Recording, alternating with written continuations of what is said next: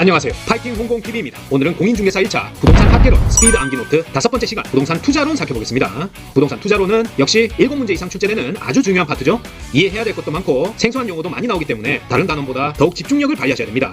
부동산 투자론, 금융론 마지막 고비라 생각하시고 이번 시간 저와 함께 빠르게 돌파해봅시다. 그럼 바로 시작합니다. 자, 부동산 투자론에서는 어떤 것들을 배우는지 살펴보면 우리는 공인중개사지만 부동산을 사는 입장, 파는 입장, 즉 투자자의 입장을 누구보다도 잘 알고 있어야 되겠죠. 이 부동산 투자라는 게 어떤 특성을 가지고 있는지, 그리고 투자하려면 어떤 용어들을 알고 있어야 되는지, 부동산 투자의 특징과 기본 용어들 먼저 살펴보고요. 부동산 투자는 물가 상승이라는 인플레이션 시기에 화폐 가치가 하락할 때 실물 자산인 부동산을 투자함으로써 실질 자산 가치를 유지시키고 보호하는 기능을 하는 인플레이션을 해칭할 수 있는 특징을 가지고 있고요. 그리고 투자 자금을 내 돈 전부를 가지고 할 수도 있지만 보통 대출을 끼고 산다 이렇게 표현하죠. 타인 자본, 은행 차입금과 같은 타인 자본을 이용해서 자산 가치 상승분이나 월세 같은 순영업소득이 이 은행 차입금의 대출 이자와 원금 일부, 원리금 또는 부채 서비스액이라고 하는데, 이 원리금을 빼서 자기 자본 대비했을 때 수익률이 더 크다면 그런 걸 바로 레버리지 효과, 지렛대 효과라고 부릅니다. 이런 부동산을 투자할 때 기본적으로 등장하는 용어들 쭉 알고 있어야 문제를 풀 수 있고요. 그 다음에 부동산 투자는 투자라는 게 미래의 불확실한 수익을 위해서 현재 쓰는 것, 현재 지출하는 것을 좀 참아야 되는 거죠. 현재 확실한 지출, 소비를 희생하는 것을 투자라고 하니까 이 불확실한 투자 행위로부터 기대하는 수익이 내가 예상하는 수익보다 많거나 작을 수 있다, 일치하지 않는다는 그런 불확실성이 바로 투자의 위험입니다. 이 부동산 투자의 위험에는 어떤 종류가 있고 이를 판단하는 방법과 위험에 대처하고 관리하는 방법들, 여기도 많은 용어들이 등장하니까 꼭 세부적으로 하나하나 개념과 자주 출제되는 지문들 제대로 공부하고 가셔야 되고요. 그 다음에 투자 수익을 계산하는 문제, 대표적으로 요구 수익률과 기대 수익률의 개념을 정확히 알고 계셔야 됩니다.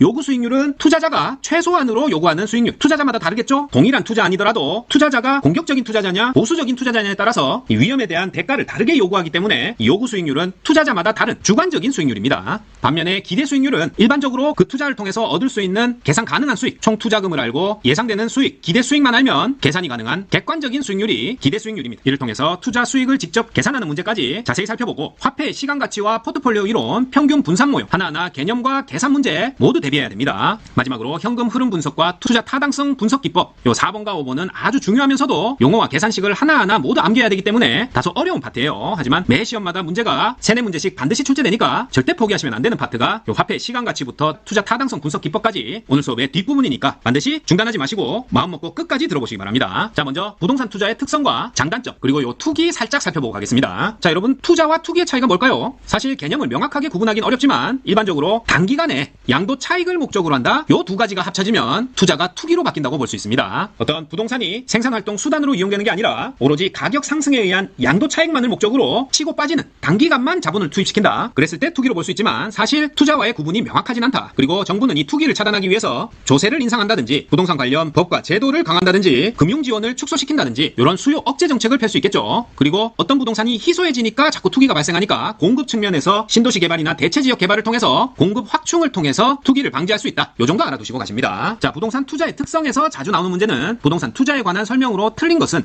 요 유형입니다. 부동산 투자란 장래의 불확실한 수익의 획득을 목적으로 현재의 확실한 소비 지출을 희생해서 부동산에 자본을 투입하는 행위다. 부동산 투자는 규제의 대상이 될 수 있고 위험성은 높지만 황금성이 좋은 특징을 가진다. X죠. 요 황금성이라는 것은 우리가 유동성이라고도 부르기도 하는데요. 언제든지 필요할 때 현금으로 얼마나 쉽게 바꿀 수 있느냐, 팔려고 할 때 잘 팔아지느냐, 그걸 뜻하는 거죠. 어떻습니까? 부동산은 황금성, 유동성이 좋지 않죠. 우리가 소위 인자 만나야 부동산을 잘 팔 수 있다, 그런 이야기들을 합니다. 시기를 잘 타야 되기 때문에 인자가 나타나지 않았을 때 거래하려고 하면 깎아줘야 된다, 할인해줄 것을 고려해야 됩니다. 자, 그리고 부동산 투자는 토지의 영속성, 토지의 영속성과 실물 자산이라는 측면에서 가치 보존력이 양호한 편이다, 맞고요. 부채를 활용해서 지분 수익률의 폭을 넓히는 효과를 바로 레버리지 효과라고 합니다. 총 투자 금액에서 일정 비율을 대출을 활용하면 만약에 대출 이자가 그 부동산을 통해서 벌어들이는 월세 수익률보다 좀 더 싼 이자, 낮은 이율로 빌린다면 자기 자본, 내 돈에 대한 지분 수익률은 더 올라가게 되겠죠. 따라서 이런 것을 레버리지, 지렛대 효과라고 한다. 작은 돈으로 내 돈은 조그마지만 지렛대를 끼워서 큰 뭉치의 부동산을 굴릴 수 있다, 그런 뜻으로 생각하시면 됩니다. 자, 부동산 투자는 저당권과 전세제도를 통해서 레버리지 효과를 활용 가능하다, 맞죠? 우리나라에만 독특하게 존재하는 요 전세제도는 무이자로 대출받은 것과 비슷한 효과를 냅니다. 따라서 저당권, 은행 차입금과 전세제도를 통해서 레버리지 효과를 극대화할 수 있다. 그리고 타인 자본을 활용해서 지분 수익률을 증대시킬 수 있고 전세가 들어있는 주택을 주택을 구입하는 건 역시 레버리지 효과의 예로 들 수 있다. 다 똑같은 말인데 이렇게 바꿔 나오니까 여러 가지 지문이 간단히 어떤 의미를 가지고 있는지 바로바로 판단하시는 연습을 해야 됩니다. 결국에는 O냐 X냐만 잘 판단하시면 된다. 자, 부동산 투자는 일정 기간 동안 보유와 활용을 전제로 하므로 적정 면적을 고려할 필요가 있다. 자, 부동산 투자는 주식 투자와 같이 5천원짜리, 만원짜리 한 주만 보유하거나 100만 주를 보유하거나 수익률이 똑같죠? 보유만 해도 똑같은 가치를 가지는 주식이나 채권 투자와 달리 활용, 이용을 통해서 그 공간을 카페로도 활용할 수 있고 사무실로도 활용할 수 있겠죠? 이런 활용을 전제로 하기 때문에 한 평짜리의 수익률과 20평짜리의 수익률이 다를 수 있다는 얘기입니다. 어떤 업종으로 활용을 하냐에 따라서 그 사업이 가능한 적정 면적을 고려해야 된다. 그런 뜻이고요. 부동산 가격이 물가 상승률과 연동해서 함께 상승하는 기간에는 인플레이션을 방어하는 효과를 거둘 수 있다. 바로 인플레이션 해칭 효과죠. 부동산은 실물 자산이기 때문에 물가 상승기에는 화폐 가치가 떨어지고 여러 가지 실물 가격이 올라갑니다. 그럴 때 부동산을 사놓으면 같은 3억의 돈이라도 인출해서 장롱에 보관하는 것보다는 부동산에 투자했을 때가 자산 가치가 보존되기 때문에 인플레이션을 방어하는 효과를 가질 수 있다. 그런 뜻이고요. 대출을 받아서 주택을 구입했다. 이때 차입 금리보다 집값 상승률이 높았다면 이는 지렛대 효과로 볼 수 있겠죠. 자, 금리 5%로 대출 받았는데 집값은 10%가 올랐다. 이렇게 실제 수익률이 돈을 빌린 이자율보다 높았을 때 이 지렛대 효과, 레버리지 효과가 발생합니다. 나중에 나오겠지만 대출을 통해서 지분 수익률이 높아졌을 때를 정의 레버리지 효과, 정의 지렛대 효과라고 해요. 자, 부동산 투자는 황금성은 부족하지만 인플레이션기에 자산 가치 하락을 방지하여 구매력을 보호하는 장점을 가진다. 자, 이제 이해되시죠? 그리고 건물 임대 사업을 영위하는 법인으로 투자했을 경우 감가상각과 이자 비용을 세금 산정 시에 비용으로 인정받을 수 있습니다. 자, 개인은 소득세를 내고 법인은 소득세 개념의 법인세를 해마다 내는데요. 이 법인이 한 해 동안 1억을 벌어들였을 때 만약에 임대 사업을 하는 건물을 가지고 있다면 건물 가치가 해마다 하락하니까 그 가치 하락분을 감가상각이라고 합니다. 가치 하락분이 1,000만 원이고 요 건물을 사느라 받은 대출의 이자 비용이 1,000만 원이다. 그랬을 때 법인세를 계산할 때 요 1,000만 원, 1,000만 원, 2,000만 원을 공제를 해준다. 그런 뜻입니다. 세금 산정 시 비용으로 인정받을 수 있고요. 부동산 투자는 소유를 통해서 만족감과 자긍심을 높이는 효과가 있다. 자, 그렇겠죠? 어떤 사람이 열심히 10년 동안 돈을 모아서 3억을 모았는데 이걸로 전세를 사는 것과 내 집 마련을 하는 것, 즉 3억을 더 대출받아서 6억짜리 집을 매매를 하는 것, 부동산 투자를 하는 것, 요 둘 중에 레버리지를 활용해서 부동산 투자를 하는 쪽이 실제로 가진 돈은 3억으로 똑같지만 이 6억을 굴리고 있는 투자를 한 쪽이 심리적으로 만족감과 자긍심이 높아질 가능성이 큽니다. 따라서 요것도 옳은 복이다. 내 집이라는 것, 내 땅이라는 것에 대한 만족감과 자긍심은 그 부동산 시세의 등락과는 상관없이 만족감과 자긍심을 높입니다. 자, 내 돈 1억에다가 1억을 더 대출받아서 2억짜리 상가를 샀다고 가정해 볼게요. 그때 들어오는 월세 수입이 연간 2천만 원이고 대출 이자는 5%로 받았다. 그러면 1억에 5%니까 연간 500만 원이 대출 이자로 나가겠죠. 요랬을 때 요렇게 T자로 그림을 그릴 수 있어야 돼요. T를 먼저 그리고 위에는 총 자본, 자, 총 투자액, 부동산 가격 요렇게 바꿨을 수 있어야 됩니다. 총 투입액, 총 자본은 2억이 되겠고 연간 2천만 원, 연세 2천만 원을 받는데 요걸 순 영업 소득으로 바꿔서 나타낼 수 있어요. 그리고 내 돈은 1억, 자기 자본은 1억이고 지분 투자액으로도 바꿔쓸 수 있습니다. 지분 투자액, 자기 자본 1억이고 타인 자본, 대출 받은 거죠. 부채, 저당, 대출 모두 똑같은 표현이에요. 1억이고 왼쪽에는 타인 자본, 오른쪽에 자기 자본, 요거 둘 다 더해서 위쪽에 총 자본, 총 투자액, 부동산 가격 요렇게 써놓고 순 영업 소득은 2천만 원, 이자, 부채 서비스액 500만 원 요렇게 했을 때 요 2억이라는 것은 총 자본, 총 투자액이고 자기 자본이라는 것은 1억, 지분 투자액이고 타인 자본이라는 것은 부채, 저당, 대출로 바꾸실 수 있고 1억이다.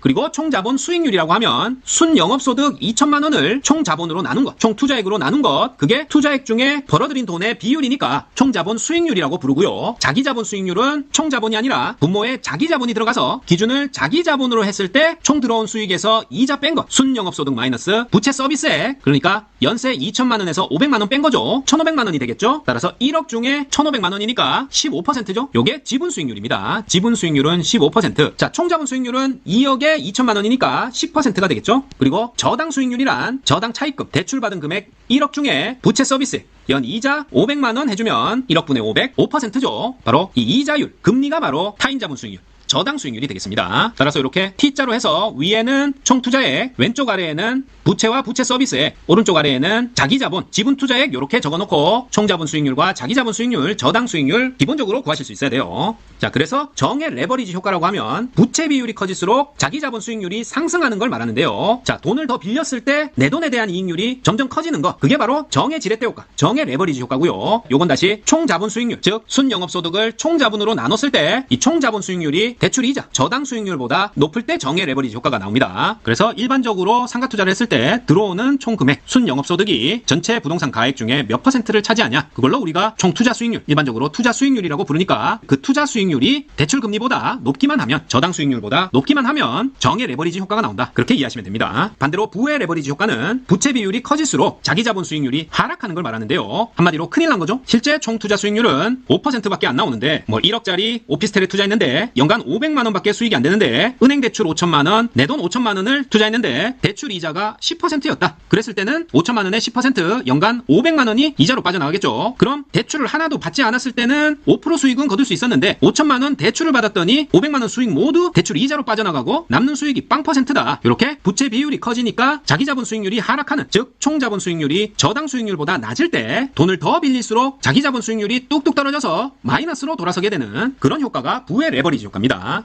레버리지를 일으킨다 했을 때는 남의 돈을 빌린다, 남의 돈을 끌어다 쓸수록 내 돈의 수익률이 점점 높아지면 정의 레버리지 효과, 내 돈, 자기 자본의 수익률이 뚝뚝 떨어지면 부의 레버리지 효과입니다. 자, 하지만 주의해야 될 것이 이 정의 레버리지 효과, 부의 레버리지 효과가 이 총 자본 수익률을 건드리진 않아요. 총 자본 수익률의 변동을 가져온다 하면 X 하셔야 된다. 총 자본 수익률은 총 투자액분의 전체 순영업소득, 그걸 뜻하기 때문에 대출하고는 관련이 없습니다. 레버리지 효과가 건드리는 것은 자기 자본 수익률이다. 자, 총 자본 수익률보다 지분 수익률이 큰 경우, 대출을 하나도 안 받았으면 총 자본 수익률이 지분 수익률하고 같겠죠. 하지만 대출을 받았는데 대출 없을 때보다 내 돈의 수익률이 커졌다. 그랬을 때는 이 대출을 받음으로써 좋아진 거죠. 그런 경우에는 정의 레버리지 효과고요. 총 자본 수익률이 저당 수익률보다 큰 경우, 이 경우도 앞에서 봤듯이 총 투자금을 100% 모두 대출을 받는다 해도 싼 이자로 빌렸으니까 돈을 안 빌린 것보다 많이 빌리는 게 긍정적인 영향을 미치니까 이때도 정의 레버리지 효과에 해당한다. 이해되시죠? 자, 그럼 문제는 어떻게 나오나 살펴보면 다음 자료를 이용해서 부동산 가격을 구하시오. 순영업소득이 2,100만원, 부채 서비스액 대출 이자죠 1,200만원이고 지분 배당률은 2.5%. 자, 지분 배당률이라고 하면 이게 지분에 대한 수익의 비율을 말하니까 수익은 순영업소득 2,100만원에서 부채 서비스액 1,200만원을 뺀 거죠. 900만원이 지분 수익이 되고 그게 내가 투자한 자기 자본 대비해서 2.5%에 해당한다는 얘기입니다.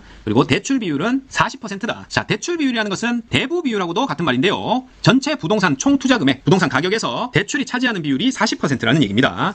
요거하고 부채 비율하고는 다른 얘기예요. 나중에 나오겠지만 요 부채 비율은 자기 지분 대비해서 부채가 얼마나 차지하고 있느냐, 요게 부채 비율입니다. 이렇게 T로 했을 때 위에가 총 투자금, 왼쪽이 부채, 오른쪽이 자기 자본일 때 총 투자금 분의 대출금, 차입금, 대출, 부채, 똑같은 말입니다. 그 비율이 대부 비율이고요. 뭐 빌릴 대자지만 큰 대자로 생각해서 큰 거분의 빌린 돈의 비율이 대부 비율이고, 자기 자본분의 빌린 돈의 비율 했을 때가 부채 비율입니다. 내 손에 부채 있다. 부채는 자기 손으로 드는 거죠. 부채 비율은 자기 자본분의 빌린 돈, 대부 비율은 총 투자액분의 빌린 돈입니다. 어쨌든 문제로 돌아와서 이렇게 됐을 때 뭐를 구하라? 부동산 가격을 구하라고 했네요. 자, 먼저 지분 수익률이라고 했을 때 아까 지분 투자액 중에 총 수익에서 대출 이자 뺀 거, 그게 지분 수익이죠. 이 지분 수익의 비율을 지분 수익률이라고 하니까 지분 투자액분의 지분 수익, 이 지분 수익이라는 것은 순영업소득에서 이자 지급분, 다른 말로 부채 서비스액을 빼주면 그게 지분 수익이 됩니다. 그리고 이 지분 수익률이란 말이 위에서 지분 배당률하고 같은 뜻이니까 일단 지분 투자액을 구해서 대출 비율, 대부 비율이 40%라고 했으니까 나머지 60%가 대출금이 될 거고, 이 40%, 60% 더한 게 바로 부동산 가격이 되겠죠. 따라서 이 지분 수익률 2.5%는 지분 투자액 우리가 구해야 될 X값이고 분의 지분 수익 2,100만원 빼기 부채 서비스액 1,200만원 해서 900만원이었죠. 요거 구해보면 지분 투자액은 3억 6천만원 나옵니다. 따라서 3억 6천만원이 60%니까 100%는 0.6으로 나눠주면 전체 부동산 가격 6억이 나온다. 자, 대출은 얼마를 받았을까요? 6억 빼기 3억 6천 하면 2억 4천만원이 타인자본, 대출 금액이 되겠네요. 그래서 지렛대 효과 정리하면 총 자본 수익률이 저당 수익률보다 높거나 지분 수익률이 총 자본 수익률보다 큰 경우 정의 지렛대 효과가 발생한다. 이 말 그냥 읽으면서 바로 판단하실 수 있어야 돼요. 이 T자 중에 어디가 총 투자금, 대출, 자기 자본인지 반드시 머릿속에 그려지셔야 된다. 자, 저당 수익률 또는 차입 이자율이 총 자본 수익률, 총 투자 수익률보다 클 때, 그랬을 때는 빌리는 돈의 이율이 내가 애초에 수익을 계산했을 때 받을 수 있는 돈보다 더 크니까 돈을 많이 빌릴수록 손해가 되겠죠. 부의 지렛대 효과가 발생하게 되는데, 이때 부채 비율을 낮출 경우 자기 자본 수익률은 상승할 수 있지만 부의 지렛대 효과가 정의 지렛대 효과로 전환되지는 않습니다. 왜냐하면 이미 차입 이자율이 이 총 투자 수익률보다 크다고 했으니까 요거 자체가 바뀌지 않는 한 부채 비율을 낮춘다고 해서 정의 지렛대 효과로 되는 게 아니죠. 정의 지렛대 효과 정의 자체가 총 자본 수익률이 저당 수익률보다 커야 되는 거예요. 대출을 더 많이 받을수록 내 이익이 점점 커지는 게 정의 지렛대 효과인데 이미 부의 지렛대 효과로 결정 나 있는 것이 부채 비율 낮춘다고 부에서 정으로 바뀌지 않습니다. 자, 그리고 대출 금리가 상승하는 경우 총 자본 수익률의 변동을 초래하게 되어 부의 지렛대 효과를 초래한다. 자, 이것도 아까 잠시 설명드렸는데요. 대출 금리가 상승하게 되면 총 자본 수익률보다 대출 금리가 낮을 때는 정의 지렛대 효과가 발생하다가 대출 금리가 총 자본 수익률보다 높아지면 부의 지렛대 효과로 전환될 수 있겠죠. 하지만 이 대출 금리 자체가 총 자본 수익률의 변동을 초래하지는 않죠. 총 자본 수익률의 정의 자체가 총 자본 중에 전체 월세 수입, 순영업 소득을 의미하기 때문에 대출 금리하고는 하등에 상관이 없습니다. 그래서 대출 금리 상승하면 총 자본 수익률 변동을 초래한다. 요 말이 틀린 거예요. 대출 금리하고 총 자본 수익률 자체의 비교를 통해서 대출 금리가 낮으면 정의 지렛대 효과, 대출 금리가 총 자본 수익률보다 높으면 부의 지렛대 효과 발생한다. 요렇게 말할 수는 있습니다. 자, 총 자본 수익률, 총 투자 수익률은 순영업 소득을 총 투자액으로 나눈 것이다. 맞죠? 순영업 소득을 총 투자액으로 나눈 것, 총 투자액 분의 순영업 소득이 총 자본 수익률, 총 투자 수익률입니다. 자, 100% 지분 투자의 경우, 이 말은 총 투자 금액 100%가 내 돈이다, 지분 투자 금이다. 요랬을 때는 금융 차입이 없으니까 금융 차입을 통한 변동성을 회피할 수 있다. 맞겠죠? 쉬운 질문이고, 자, 자기 자본 수익률 증대 방법으로 틀린 것은 했을 때 임대 관리를 통해서 공실률을 최소화한다. 자, 요건 순영업 소득을 증대시킬 수 있겠죠. 순영업 소득이 증가되면 자기 자본 수익률은 자기 자본분의 순영업 소득 마이너스 부채 서비스액이니까 순영업 소득 올리는 것, 자기 자본 수익률 올리는 거 맞고요. 자본이득 증대를 위한 자산 가치를 극대화한다. 역시 자산 가치가 올라간다. 순영업 소득을 증대시킬 수 있겠죠. 뭐 임대 수익을 얻고 있는 건물에 리모델링 투자를 통해서 자산 가치를 더 올렸다. 그러면 임대료 더 높게 받을 수 있으니까 순영업 소득 증대시켜서 자기 자본 수익률 올릴 수 있는 거 맞고, 세금 감면되는 도관채를 활용한 절세 효과를 도모한다. 이것도 맞고요. 효율적 시설 관리를 통해 운영 경비를 절감한다. 경비 절감 역시 순영업 소득을 증대시키는 요인이기 때문에 4번도 맞다. 하지만 저당 수익률이 총 자본 수익률보다 클 때 이 말은 부의 레버리지 효과가 일어난다는 얘기죠. 돈을 빌리는 게 오히려 손해다. 그랬을 때는 부채 비율을 높이는 자본 구조 조정. 아, 틀렸겠죠? 부채 비율을 줄이거나 대출을 받지 않는 게 자기 자본 수익률을 높일 수 있습니다. 정답은 5번이 틀렸다. 자, 부채 비율이라는 것은 내 자본에 대해서 빌린 돈이라고 그랬죠. 그리고 대부 비율이라는 것은 큰 데다, 큰 데. 총 자산 중에 빌린 돈의 비율, 대부 비율이고, 부채를 내 손 안에 들고 있으니까 내 자본 중에 빌린 돈의 비율, 부채 비율이다. 자, 따라서 부채 비율이 50%이고 총 자본 수익률이 10%다. 총 자본 수익률은 종합 수익률이라고도 또 바꿔 나옵니다. 자꾸 같은 뜻의 용어들이 여러 개로 다르게 표현되기 때문에 지문에서 등장하는 용어에 대한 감을 익히시는 게 중요합니다. 자, 그리고 저당 수익률이 8%라면 자기 자본 수익률은 12%다. 자, 요게 맞는지 틀린지는 T자 그려놓고 봐야 됩니다. 이렇게 T자 그려놓고 총 자본이 위로 가고 저당 부채 부분이 왼쪽 아래, 자기 자본이 오른쪽 아래, 이렇게 해서 만약에 자기 자본이 2억이고 대출을 1억 더 받아서 3억짜리 부동산에 투자했다. 그랬더니 1년에 3천만 원 수입이 들어왔고 대출 이자는 800만 원이 나갔다. 그러면 지분 수익, 나한테 떨어지는 것은 2,200만 원이 되겠죠. 자, 그래서 중간에 선 하나씩만 이렇게 그어주시면 총 자본 수익률은 3억 분의 3천이니까 10%가 되고, 저당 수익률은 1억 분의 800, 8%, 자기 자본 수익률은 2억 분의 2,200, 바로 11%가 되겠죠. 따라서 요 보기에서 자기 자본 수익률이 12%다 하면 틀린 지문이 되는 겁니다. 12%가 아니라 11%다. 자, 요 문제도 27회 때 보기로 등장한 지문이고요. 자, 타인 자본의 이용으로 레버리지를 활용하면 당연히 위험이 증가하겠죠. 타인 자본의 이율이 절대 바뀌지 않고 총 자본 수익률보다 낮다. 그러면 정의 외부 효과만 발생하겠지만 이 저당 수익률, 대출이자는 보통 변동하기 때문에 레버리지를 활용하면 위험성이 증가합니다. 자, 총 자본 수익률과 저당 수익률이 동일하다면 결국 돈을 더 빌려도 자기 자본 수익률이 더 올라가지는 않는다. 그런 얘기겠죠. 부채 비율의 변화가 자기 자본 수익률에 영향을 미치지는 못한다. 자, 우리가 투자할 때 대출, 저당을 일으켜서 투자한다는 것은 보통 더 손해보려고 대출을 일으키지는 않죠. 총자본 수익률보다 당연히 대출이자 저당 수익률은 낮아야 될 겁니다. 따라서 총자본 수익률, 저당 수익률 똑같다면 아무리 부채 비율이 변하더라도 내가 얻는 자기 자본 수익률에 영향을 미치지는 못한다. 자기 자본 수익률이라는 것은 자기 자본액분의 순이익 마이너스 부채 서비스액이니까 만약에 부채 비율이 늘었다면 자기 자본 액수 자체가 줄게 되고 대출이자는 어느 정도 또 증가하겠죠. 예를 들어서 이 그림에서 총자본 수익률 10%고 저당 수익률도 10%라고 하면 저당 서비스액이 1,000만 원이 되겠죠. 그러면 순이익은 3,000에서 1,000만 원 빼니까 2,000만 원이 되고 자기 자본은 2억이니까 이게 10%가 되지만 만약에 부채 비율이 2억이 되고 자기 자본이 1억으로 변했다. 그랬을 때는 2억의 10%는 2,000만 원이니까 순이익 3,000만 원 빼기 2,000만 원, 자기 자본은 1억이 됐다. 그러면 1억 분의 1,000만 원이니까 이것도 10%. 이렇게 총 자본 수익률과 저당 수익률이 동일하면 부채 비율 변화가 자기 자본 수익률에 영향을 미치지 못합니다. 자, 부의 레버리지 효과가 발생할 경우 부채 비율을 낮춰서 정의 레버리지 효과로 전환 가능하다. 겁니다. 자, 요건 틀렸죠? 레버리지 효과는 부채 비율 때문에 생기는 게 아니라 수익률 차이 때문에 생기는 겁니다. 총자본 수익률이 저당 수익률보다 높으면 정의 레버리지 효과, 총자본 수익률이 저당 수익률보다 낮으면 부의 레버리지 효과가 발생한다. 요렇게 결정하는 거지. 부채 비율을 낮춘다고 해서 정에서 부로, 부에서 정으로 전환할 수 있는 게 아닙니다. 자, 이번에는 투자의 위험에 관한 설명으로 틀린 것은 옳은 것은 투자의 위험에 대해서 알아보겠는데요. 위험이란 것은 장래의 불확실성으로 인해서 기대 수익률과 실제 수익률이 불일치할 가능성을 위험이라고 합니다. 위험이라는 것은 미래는 아무도 모르기 때문에 이만큼 수익을 거둘 수 있겠지 하는 예상과 실제로 거둬들인 수익률이 당연히 불일치할 가능성이 있다. 그 가능성이 크냐 작냐 하는 것이 위험이다. 그리고 예측하지 못한 정책의 변화, 정책의 변화라는 것은 법적 위험을 말하고요. 위험은 수익률의 표준 편차와 분산으로 측정할 수 있습니다. 수익률의 표준 편차와 분산으로 위험을 측정할 수 있고 그 측정값이 클수록 위험 정도가 크다. 분산과 표준 편차가 클수록 위험 정도가 크다. 이렇게 얘기할 수 있습니다. 상식적으로 생각해서 표준 편차와 분산이라는 게 얼마나 흩어져서 존재하느냐 그런 거겠죠. 어떤 투자안이 있을 때 마이너스 50%의 수익을 거둘 수도 있고 플러스 100% 수익도 거둘 수 있다. 그 말은 위험이라는 게 어떤 예상이 불일치할 가능성을 뜻하는 거니까 못 맞출 가능성이 훨씬 큰 거죠. 따라서 얼마나 수익률의 예측치가 퍼져 있느냐 그 범위가 넓을수록 위험값이 크다고 할 수 있는 거예요. 그리고 시장의 금리 인상은 투자자의 금융비용 부담으로 인해서 투자 심리를 위축시킨다. 요건 당연하겠죠. 그리고 일반적으로 금융차익 비율이 높을수록 투자 위험도가 증가하고 어떤 투자자가 10%의 투자 수익률을 예상하고 투자한 결과 20%의 수익을 거두었다면 이는 이론상 위험하다고 할 수 있다. 위험성이라 할 수 있다. 그렇죠? 자, 예상이 얼마나 빗나갈 수 있느냐 불일치할 가능성이 위험이라고 했으니까 10% 예상하고 투자했는데 20% 수익률 거두었다고 무조건 이익 났다고 위험이 없는 게 아니라 예상과 불일치할 가능성이 폭이 클수록 표준 편차와 분산이 클수록 위험하다고 하는 겁니다. 위험이라는 것은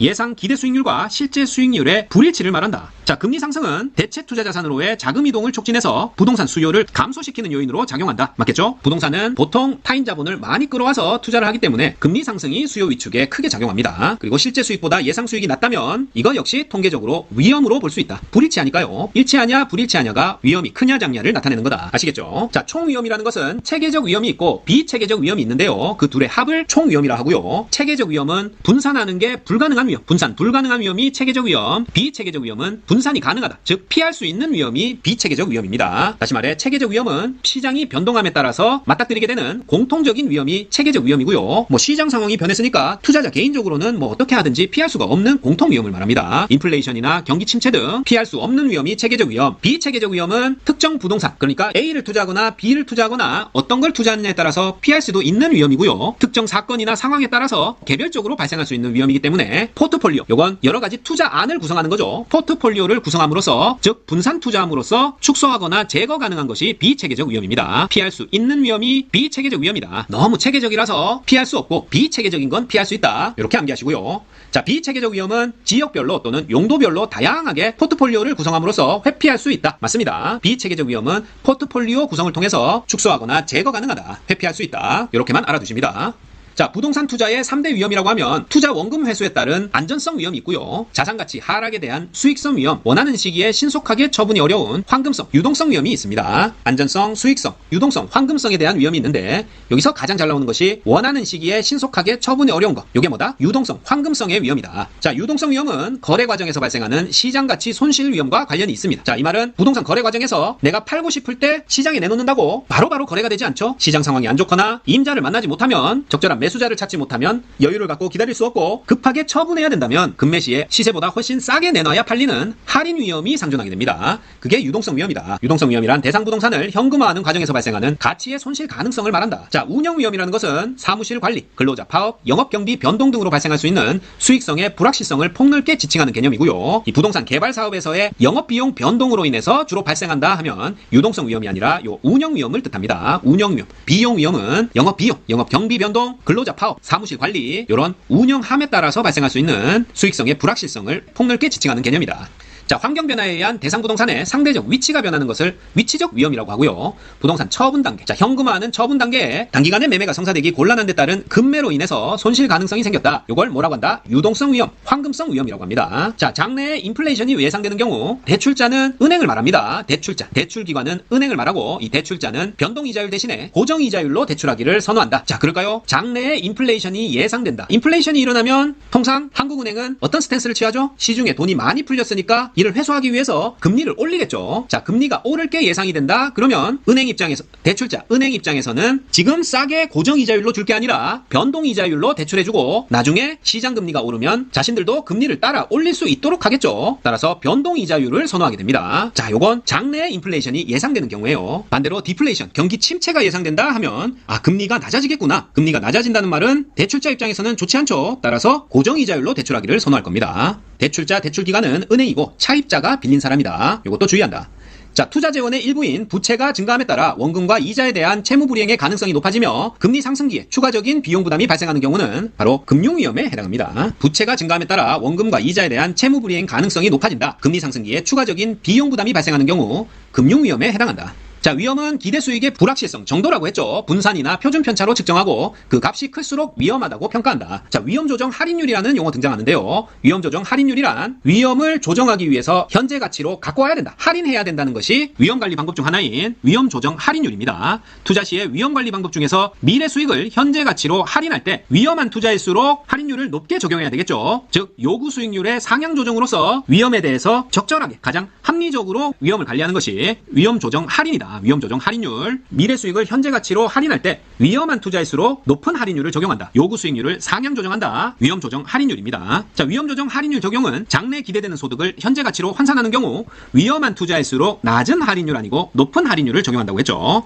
어떤 높은 수익률을 거둘 수 있는 가능성이 넓게 퍼져 있으니까 실제로 그 기대치를 현재로 끌고 왔을 때 좀 낮게 조정해서 적용하려면 미래 수익을 현재 가치로 할인하는 할인율을 높게 적용하고 요구 수익률을 상향 조정한다. 그런 방법이 되겠습니다. 자, 보수적 예측 방법은 미래 투자의 기대 수익을 가능한 한 낮게 예측해서 투자를 결정하는 방법이 보수적 예측 방법이고요. 반대로 똑같이 투자해놓고 기대 수익을 한껏 높게 예측하는 건 공격적인 예측이겠죠. 보수적인 예측은 기대 수익을 가능한 한 낮게 투자 수익의 추계치를 하향 조정하는 것이 보수적 예측 방법입니다.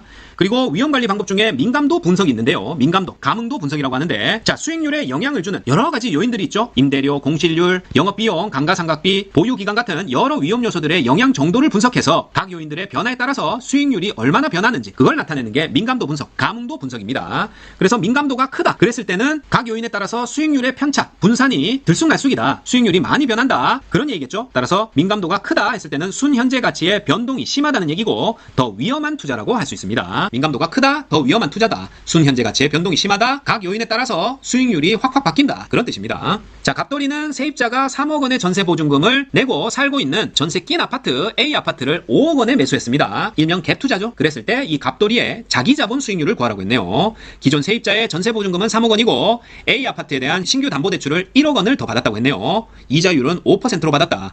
자, 1년간의 부동산 가격 상승이 10% 상승했다면 자기 자본 수익률. 자, 제일 먼저 T자 그려야 되겠죠? 이렇게 T자 그려주면 총 자산은 5억 원, 5억 원짜리 아파트, 총 가치 상승분은 10% 상승했다고 했으니까 순 영업소득이라고 할 수 있는 총 수익이 1년간 5천만 원이 되겠네요. 자, 대출은 1억 원, 보증금이 3억 원이니까 부채 서비스액은 요 저당 부분, 대출금 1억에서만 발생하겠죠. 연간 이자율 5%니까 500만 원 발생하고, 요 보증금에서는 타인 자본이지만 무이자 대출과 동일한 역할을 하죠. 그리고 자기 자본은 1억 원이고 자기 자본 수익률을 구해보면 1억 원 분의 총 가치 상승분 5천만 원 마이너스 부채 서비스액 500만 원에서 4,500만 원이니까 무려 45%의 자기 자본 수익률이 나옵니다. 자, 자기 자본 수익률 구하는 건 아주 기본적인 문제니까 요거 하나 정도는 꼭 맞추셔야 됩니다. 자, 다음과 같이 20억 원으로 주택을 구입해서 임대주택 사업을 한다면 A와 B안에 대한 자기 자본 수익률을 구하시오. 일단 A안, B안 모두 T자표 그려야 돼요. 이렇게 그려놓고 구하라는 것이 자기 자본 수익률, 자기 자본 분의 순영업소득 마이너스 부채 서비스액 요거니까 일단 A안부터 보면 주택 가격이 20억 원이고 총 수익, 순영업소득이 2억 원이다. 그랬으니까 총 자본 수익률, 총 투자 수익률은 10%가 되겠죠. 그리고 대출금은 0원이니까 대출 이자도 안 나갈 거고, 따라서 지분 투자액 그대로 총 수익 2억 원 해서 총 자본 수익률과 똑같이 지분 수익률도 10%가 됩니다. 자기 자본 수익률 A는 10%, B 같은 경우에는 차이점이 대출을 18억을 끼고 자기 자본은 2억만 들어가 있네요. 이것도 적어주면 총자본 수익은 똑같고 총자본 수익률도 변함없겠죠. 대출하고는 총자본 수익률 아무 관계가 없다. 그리고 대출의 경우 18억을 받았고 연립 8%로 받았으니까 18 곱하기 0.08 해서 1.44억, 1억 4,400만 원이 부채 서비스액이 되겠습니다. 따라서 2억에서 1.44억 빼면 5,600만 원이 지분 수익이 되고요. 지분 투자액은 2억이니까 2억분의 0.56억 이렇게 계산기 쳐보시면 28% 나옵니다. 자, 이제 구하실 수 있겠죠? 자, 부동산 투자의 위험 관리에 관한 설명으로 틀린 것은 요구 수익률 수익률의 상향 조정을 통해 투자 위험을 줄일 수 있다. 자, 요구 수익률이라는 것은 해당 부동산에 투자하기 위한 투자자가 요구하는 최소한의 수익률을 말한다고 했죠. 어떤 투자안이 아주 위험할 때는 요구하는 수익률, 투자자가 요구하는 최소한의 수익률이 일정 수준 이상 높아야지 그 투자안을 채택할 수 있다. 투자를 결정할 수 있다. 그런 얘기입니다. 위험이 큰데 요구 수익률이 낮다 그러면은 그만큼 투자를 하고 위험에 빠지는 경우가 많게 되겠죠. 위험도가 증가할수록 요구 수익률이 높아져야 됩니다. 그 말은 요구 수익률을 상향할수록 투자 위험은 줄일 수 있다. 이렇게 말할 수 있는 거예요. 자, 위험 조정 할인율은 위험 증가에 따라 높은 요구 수익률을 적용하는 것을 말한다. 맞습니다. 위험도에 따라서 요구 수익률을 높여야 위험을 적절하게 관리할 수 있다. 그런 뜻이에요. 위험 관리 방법 중에 위험 조정 할인율이 있는 거죠. 위험 증가에 따라 높은 요구 수익률을 적용한다. 자, 기대 수익률이라는 것은 요구 수익률과는 달리 객관적인 수익률이라고 했는데요. 투자로부터 예상되는 수익과 비용을 고려해서 산정한 사전적 수익률로 상황별 기대 수익률의 발생 확률을 모두 곱한 것의 합으로 산정합니다. 기대 수익률. 자, 투자와 관련된 위험이 클수록 요구 수익률이 커진다. 따라서 위험과 수익은 비례 관계에 있음을 알 수 있습니다. 위험이 클수록 요구 수익률이 커진다. 위험과 수익은 비례 관계다. 자, 무위험률이란 투자자에 따라 차등적으로 적용되는 시간 대가를 말한다. 차등적이 아니라 공통적으로 적용되는 시간 대가가 무위험률입니다. 자, 어떤 투자를 하면 시간이 흘러감에 따라서 기회비용이라는 게 발생하겠죠. 이 돈으로 부동산 투자 말고 다른 선택지로 갔어도 어느 정도 수익을 얻을 수 있었다. 그런 시간 대가가 무위험률이고, 어떤 투자에 따라 가지고 시간은 다 공평하게 주어지는 거니까 모든 투자자에게 동일하게 적용되는 반면 이 시간 대가가 아니고 개별적인 위험에 대한 대가, 이 투자의 위험을 감수함으로써 발생하는 위험 대가는 개별 투자자에게 모두 다르게 나타납니다. 주관적인 할증률이다. 따라서 요구 수익률이라는 것은 시간 대가에 해당하는 무위험률과 위험 대가에 해당하는 위험 할증률의 합으로 결정됩니다. 무위험률은 예금 이자율이나 국공채 수익률처럼 단순히 시간 경과에 따라 얻을 수 있는 대가로 어떤 특정한 투자를 함으로써 발생하는 위험의 크기로 결정되는 게 아니고 모든 투자자에게 동일하게 적용되는 위험이 무위험률이고요. 개별 투자안에 따라서 상이하게 나타나는 주관적인 위험 대가가 위험 할증률이다. 그 둘을 더한 게 요구 수익률이다. 이렇게 이해하십니다. 자, 위험 회피형 투자자는 동일한 위험 증가에 대해서 위험 추구형 투자자보다 낮은 위험 대가를 요구한다. 자, 낮은 위험 대가라는 것은 위험한 투자를 할 때 나한테는 5%만 주면 되니까 6% 얻을 수도 있고 마이너스 6%도 될 수 있는, 그런데 한번 투자해봐. 요게 낮은 대가를 요구하는 겁니다. 어떻습니까? 아주 위험한 투자죠? 이렇게 낮은 요구 수익률에 낮은 위험 대가를 추구하는 게 위험 추구형 투자자고요. 수익률이 낮아도 투자하겠다고 결정하는 사람이 위험한 사람입니다. 어느 정도 수익이 되지 않으면은 투자 안 해 하는 사람이 위험 회피형 투자자고, 이런 사람들은 요구 수익률이 아주 높겠죠. 요구 수익률을 높일수록 위험을 줄일 수 있다고 했으니까요. 자, 감흥도 민감도 분석은 독립 변수의 변화에 따른 종속 변수의 변화 정도를 분석하는 방법을 말한다. 맞고요. 감흥도, 민감도 분석을 하면 종속 변수, 따라오는 변수라는 거겠죠. 어떤 독립 변수가 변함에 따라서 변하는 변수니까 바로 투자 수익이 되겠어요. 투자 수익에 가장 큰 영향을 미치는 독립 변수, 각각의 임대료, 공실률, 영업 경비같이 수익률에 영향을 미치는 각각의 독립 변수, 투입 요소겠죠. 투입 요소의 파악이 가능하다. 어떤 게 가장 큰 영향을 미치냐, 그걸 파악할 수 있다는 얘기입니다. 민감도 분석. 자, 민감도, 감흥도가 클수록 순현재 가치나 내부 수익률의 변동이 크다는 의미고요. 공격적 투자자, 위험 선호형의 공격적 투자자에 비해 위험 회피형의 보수적 투자자는 동일한 위험에 대해서 더 큰 대가를 요구한다. 따라서 대가가 적으면은 투자 활동 자체를 안 하는 사람들입니다. 이런 사람들이 위험 회피형, 보수적 투자자다. 우리가 일반적으로 공격적 투자라는 게 일확천금을 노리고 100% 수익률, 200% 수익률 이렇게 과감하게 투자하는 사람이 공격적 투자자라고 생각하기 쉽겠지만, 그게 아니라 위험한 투자인데도 별로 높은 수익률도 요구하지 않는, 그래서 덜컥 질러버리는 그런 투자자가 공격적 투자자입니다. 자, 다음은 투자 수익 계산, 요구 수익률, 기대 수익률, 실제로 계산하는 문제까지 쭉 살펴보겠습니다. 자, 기대 수익률이라고 하면 상황별 기대 수익률 곱하기 그 상황이 발생할 수 있는 확률, 그것들을 모두 합친 것이 기대 수익률입니다. 투자 대상 부동산으로부터 미래에 예상되는 수익률로 사전적인 수익률 또는 내부 수익률이 기대 수익률이다. 객관적으로 거둘 수 있는 수익률, 기대 수익률이고, 요구 수익률이란 시간에 대한 비용이 무위험률이라고 했죠. 이 시간 비용, 무위험률과 위험에 대한 비용인 위험 할증률을 더한 것이 요구 수익률이라고 했습니다. 개인의 위험에 대한 태도에 따라 달라질 수 있는 주관적인 수익률이라고 했다. 자, 기대 수익률이 요구 수익률보다 큰 경우 해당 투자안은 투자성이 있다고 판단되는데요. 그래서 이 투자안은 채택된다. 그렇게 표현합니다. 뭐가 크다? 기대 수익률이, 객관적인 수익률이 내가 개인적으로 생각했던 수익률보다 크네. 그랬을 때는 당연히 투자 타당성이 있다. 채택되고요. 반대로 요구 수익률이 기대 수익률보다 크다. 그러면 투자성이 없다고 판단돼서 기각되게 됩니다. 자, 요구 수익률은 해당 투자에서 얻을 수 있는 최대한의 수익률이다? 아니죠. 최대한이 아니라 최소한의 수익률이 요구 수익률입니다. 기대 수익률이 요구 수익률보다 작은 경우, 자, 요구 수익률이 크다는 얘기죠. 요구 수익률이 크고 기대 수익률은 그에 미치지 못하면 투자안이 채택되는 게 아니라 기각되겠죠. 따라서 기대 수익률이 요구 수익률보다 크면 채택되고, 기 큰 채고 기대 수익률보다 요구 수익률이 크면 기각된다. 요 큰 각, 기 큰 채, 요 큰 각입니다. 기대 수익률이 크면 채택되고 요구 수익률이 크면 기각된다. 기 큰 채, 요 큰 각, 기 큰 채, 요 큰 각. 자, 다음 부동산의 기대 수익률이 8%라고 했을 때 괄호 안에 들어갈 예상 수익률 A는 자 기대 수익률이 아까 정의해서 각 상황별 수익률 곱하기 발생할 확률이라고 했죠. 발생할 확률 해서 계산한 것들을 모두 합친 게 기대 수익률이라고 했습니다. 따라서 어떤 상가의 경제 상황이 있고 비관적, 정상적, 낙관적에 따라서 20, 40, 40의 확률이죠. 따라서 요걸 다 계산해서 더해주면 비관적일 때의 수익률 여기 4% 곱하기 확률이 20%고요. 자 정상적일 때의 수익률 A죠. A% 곱하기 40%, 낙관적일 때는 10% 곱하기 40%. 이렇게 해서 모두 더해주면 0.8%, 0.4 곱하기 A%, 4% 이렇게 나옵니다. 그래서 요걸 다 더해봤더니 이 상가의 기대 수익률 8%가 나오더라. 계산해주면 8%는 4.8% 더하기 0.4 곱하기 A% 되고요. 4.8% 넘기고 0.4로 나눠주면 A는 8이 나옵니다. 결국 예상 수익률은 8%다. 자 구하실 수 있겠죠. 자 다음 전체 자산의 기대 수익률은 단 호황일 확률 80%, 불황일 확률 20%라고 했어요.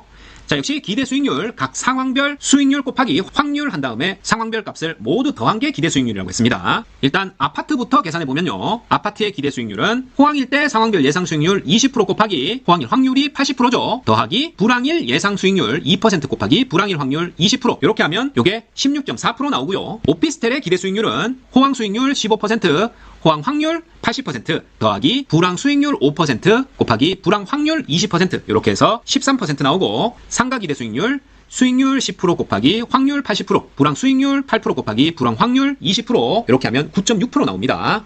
자, 물은 것이 전체 자산 기대 수익률이니까 요건 자산별로 요 비중을 써서 아파트가 20% 차지하니까 0.2만큼 곱해주고요. 오피스텔도 20%니까 0.2, 상가는 60%니까 0.6을 곱해서 모두 더해주면 3.28, 2.6, 5.76% 나옵니다. 다 더하면 11.64%가 전체 자산의 기대 수익률이다. 자 이렇게 기대 수익률 구하라고 했을 때 상황별 수익률 곱하기 확률에서 각 자산별로 구해준 다음에 각각의 비중 곱해서 다시 더해주면 전체 자산의 기대 수익률 구할 수 있다. 자 여기까지가 요구 수익률, 기대 수익률 문제였고요. 다음은 화폐 시간가치 포트폴리오 이론 평균 분산 모형 알아보겠습니다. 자, 화폐의 시간 가치라는 것은 우리가 일시불로 부동산 투자를 한다거나 뭐 예금을 든다거나 혹은 적금을 든다거나 또는 매월 연금을 받는다거나 그럴 때 수익이 되려면 항상 이자율을 적용해서 수익을 계산하죠. 이렇게 시간의 흐름에 따라서 차곡차곡 이자가 쌓이면서 가치가 불어날 때 혹은 거꾸로 미래의 어떤 금액을 이자율로 현 시간까지 차곡차곡 할인을 해주면서 화폐의 시간 가치를 고려해서 금액을 계산해 줄 때 필요한 용어들과 개념들을 배우는 게 바로 화폐의 시간 가치에 대한 내용이에요.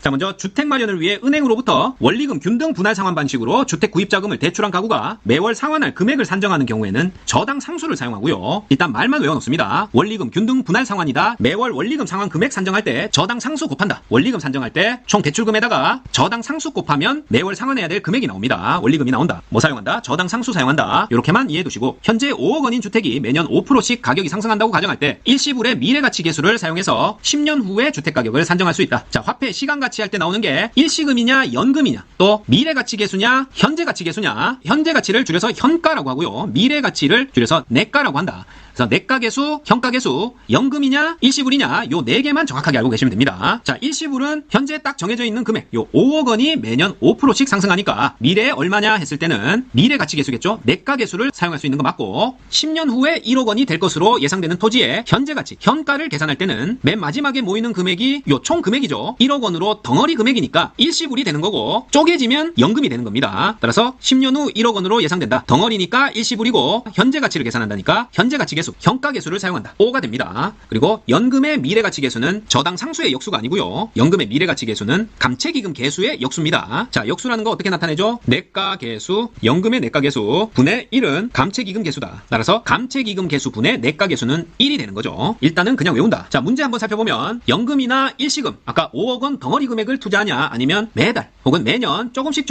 쪼개서 투자하고 나서 몇 년이 지나면 이 돈이 얼마가 되냐 이런 걸 계산하는 게 화폐 시간가치에서 나오는 대표적인 계산 문제입니다. 결국에는 이자가 얼마 붙느냐를 구하는 거죠. 또 한 가지는 일시금으로 덩어리로 혹은 연금으로 투자를 쭉 하고 몇 년 지나면 얼마가 된다는데 그러니까 마지막에 얼마가 됐는데 그걸 거꾸로 지금 얼마씩 적립해야 되냐 아니면 지금 덩어리 금액을 얼마를 넣어놔야 나중에 몇 년 지나서 요 금액이 되느냐 요걸 구할 때는 지금 얼마 넣어야 되는지를 구하는 거니까 나중 금액에서 쭉쭉 거꾸로 할인해오면 되는 거죠. 이때는 할인율이 사용됩니다. 그러면 일시금이냐 연금이냐에 따라서 계산이 달라지게 되고 또 한 가지는 뭐였죠? 현재 가치를 구하는 거냐 미래 가치를 구하는 거냐 요거에 따라서 현재 가치는 나중에 얼마 된다고 주어져 있으니까 그걸 연속 나누기 즉 할인해서 구하고 미래 가치를 모른다 미래 가치를 구하라 했을 때는 현재 가치 주어져 있으니까 거기서 연속 곱하기 이자율을 연속해서 곱해서 구하면 됩니다. 자, 예를 들어서 100만 원의 일시금을 10% 복리로 투자하면 3년 후에 얼마가 되느냐 그랬을 때 1년에 10%씩 불어난다는 얘기니까 곱하기 1.1을 3번 해주면 되겠죠. 1년 경과됐다 110만원 될 거고 2년 경과됐다 그러면은 다시 곱하기 1.1에서 121만원이 될 거고 3년이 경과됐다 그러면 121만원이 다시 10%가 더 쌓이는 거니까 133.1만원이 될 겁니다. 100만원에 1.1에 세제곱이 곱해진 거죠. 이렇게 나타낼 수 있고, 자 3년 후에 133.1만원을 만들려고 한다. 이제 거꾸로 이자율이 10%일 때 현재 가치는 얼마냐 했을 때는 나눠주면 되는 거죠. 맨 마지막에 133.1만원이 됐다. 현재 가치로 갖고 올 때는 1.1로 3번 나눠주면 됩니다. 3년 후에서 2년으로 올 때는 133.1 나누기 1.1 해주면 되고, 그렇게 나온 금액이 121만원이겠죠. 다시 1년 지났을 때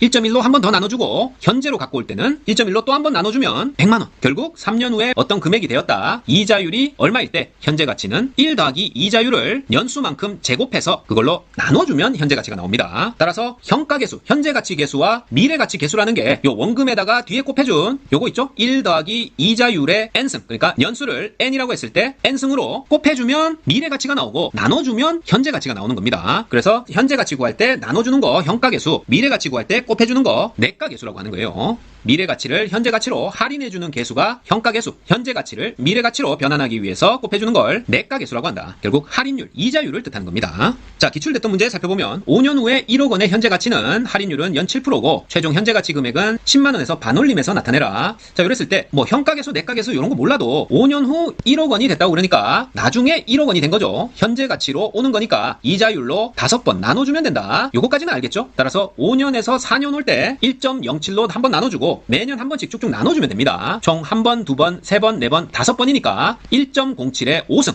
1.07의 5승으로 나눠주면 0.7129. 단위가 억 원이니까 여기서 10만 원에서 반올림 해주면 요거 다 떼버리면 되죠. 자, 그래서 7,100만 원이 정답입니다. 자, 여기까지는 일시불의 현재 가치, 미래 가치였고요. 이제 연금 알아보겠습니다. 연금의 계산 공식은 조금 더 복잡한데, 자, 요렇게 일단 외웁니다. 연금 받는 놈 현재는 일마고 미래는 마일이다. 연금 받는 놈 현재는 일마고 미래는 마일이다. 자, 문제를 통해 살펴보면 앞으로 연금을 20년간 매년 1,000만 원씩 받는 경우에 이를 매년 받는 게 아니라 지금 일시불로 한꺼번에 받는다면 얼마를 받을까? 이자율은 12%다. 자, 요런 기출문제 어떻게 푸냐면, 자, 구해야 되는 것이 현재 덩어리로 받는 거죠. 그래서 미래에 얼마씩 받는데 요걸 현재로 끌어오는 거니까 현가계수를 곱해야 되는 겁니다. 즉 연금이니까 연금의 현가계수를 곱해야 된다. 따라서 연금의 현재 가치 공식은 연금액에다가, 그러니까 매월 받는 요 1,000만 원에다가 12%, 요 이자율 분의 1 더하기 이자율 0.12 가로 닫고 마이너스 20승. 요렇게 요게 뭘까요? 바로 연금의 현가계수겠죠. 요 연금의 현가계수만 곱하면 지금 일시불로 한꺼번에 받는 연금액이 나온다. 그래서 연금의 현재 가치 암기 공식은 1마 1불알 마인승 나알이다. 1마입니다. 나중에 연금의 내가계수 미래 가치 계수할 때는 요 1 마이너스가 요 뒤쪽으로 가요. 따라서 마 1이 되고 연금의 현가계수 현재 가치 구할 때는 1마다. 1마. 연금 받는 놈 현재는 1마고 미래는 마 1이다. 요렇게만 알고 계시면 요 실제로 요 공식을 써서 구하는 문제보다는 요 식을 찾는 문제가 나올 가능성이 더 많기 때문에 현재는 1마고 미래는 마일이다. 요 정도만 알고 계십니다.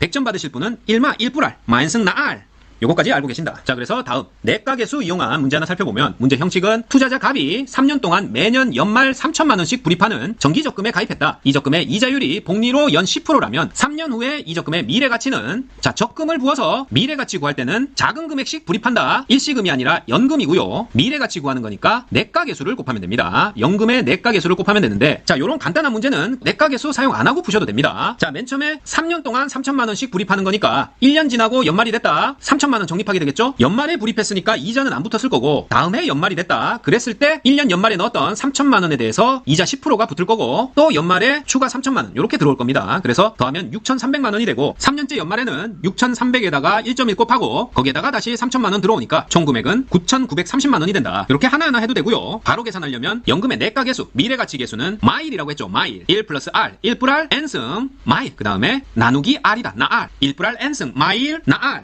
현가계수는 1마고 내가계수는 마1이다. 자, 내가계수 사용해서 계산해보면 이자율은 10%니까 0.1 해주면 되겠죠? R이 0.1이고 1불 R이니까 1.1이 되겠고 n승 마1 마이너스 1 해주면 쭉쭉 계산해서 3.31 나옵니다. 따라서 매년 연말 3천만 원씩 불입한다고 했으니까 요 3천만 원에다가 3.31 곱하면 9,930만 원. 9,930만 원 바로 나온다. 자, 하나 더 해보겠습니다. 매월 말에 100만 원씩 5년 동안 적립할 때 이 적금의 미래가치 계산식으로 올바른 것은, 자, 이렇게 계산식을 찾으라 이렇게 출제되는 경우가 많기 때문에 일마냐, 마일이냐 요것만 판단하시면 됩니다. 적금의 미래 가치죠. 적금은 연금이고 따라서 연금의 내가계수 즉 마일 사용하면 됩니다. 마일 1불알 n승 마일 나알 요거 들어간 거 찾으시면 되고요. 자, 요 문제 특징은 매월 말이라고 했죠. 따라서 월 복리로 계산되기 때문에 연 이자율을 12로 나눠야 됩니다. 그냥 R이 아니라 12분의 0.12, 0.01이 월 이자가 되겠어요. 그래서 n 같은 경우도 개월수를 나타내기 때문에 연수 5년에 12를 곱해줘야 된다. 그렇게 해서 식을 찾아보면 100만원 곱하기 요 뒤에 게 연금의 내가계수가 되는 마1이 되고요. R이 들어가는 부분에 자 매월 100만원씩 월 적립금 곱하기 1불알인데 요 R 자리에 12로 나눠준 거 월복리니까 12로 나눠준 12분의 0.12 이렇게 되고 n승 자리에 12개월 곱해서 5 곱하기 10이 들어가야 되겠죠. 그 다음에 내가 마일 연금의 내가계수는 마이너스 1이 들어간다. 그리고 나R 나누기 R 자리에 역시 12분의 0.12 이렇게 해서 식만 찾아낼 수 있으면 됩니다. 자, 됐죠? 자, 이번에는 포트폴리오에 대해서 알아보면 포트폴리오는 피할 수 있는 위험, 비체계적 위험을 여러가지 투자안에 분산 투자함으로써 종목수를 늘려서 위험을 감소시키는 걸 말합니다. 포트폴리오 종목수를 늘릴수록 비체계적 위험이 감소되어서 포트폴리오 전체 위험이 감소된다. 맞고요. 비체계적 위험은 포트폴리오로 감소시킬 수 있지만 체계적 위험은 감소시킬 수 없습니다. 가장 효율적인 포트폴리오를 구성해도 비체계적 위험에는 아무 영향을 주지 못한다? 아니고요. 체계적 위험에는 아무런 영향을 주지 못합니다. 주식, 국채, 비트코인 등으로 구성된 포트폴리오에 부동산이 추가 편입되면 위험 분산 효과를 얻을 수 있다. 맞고요.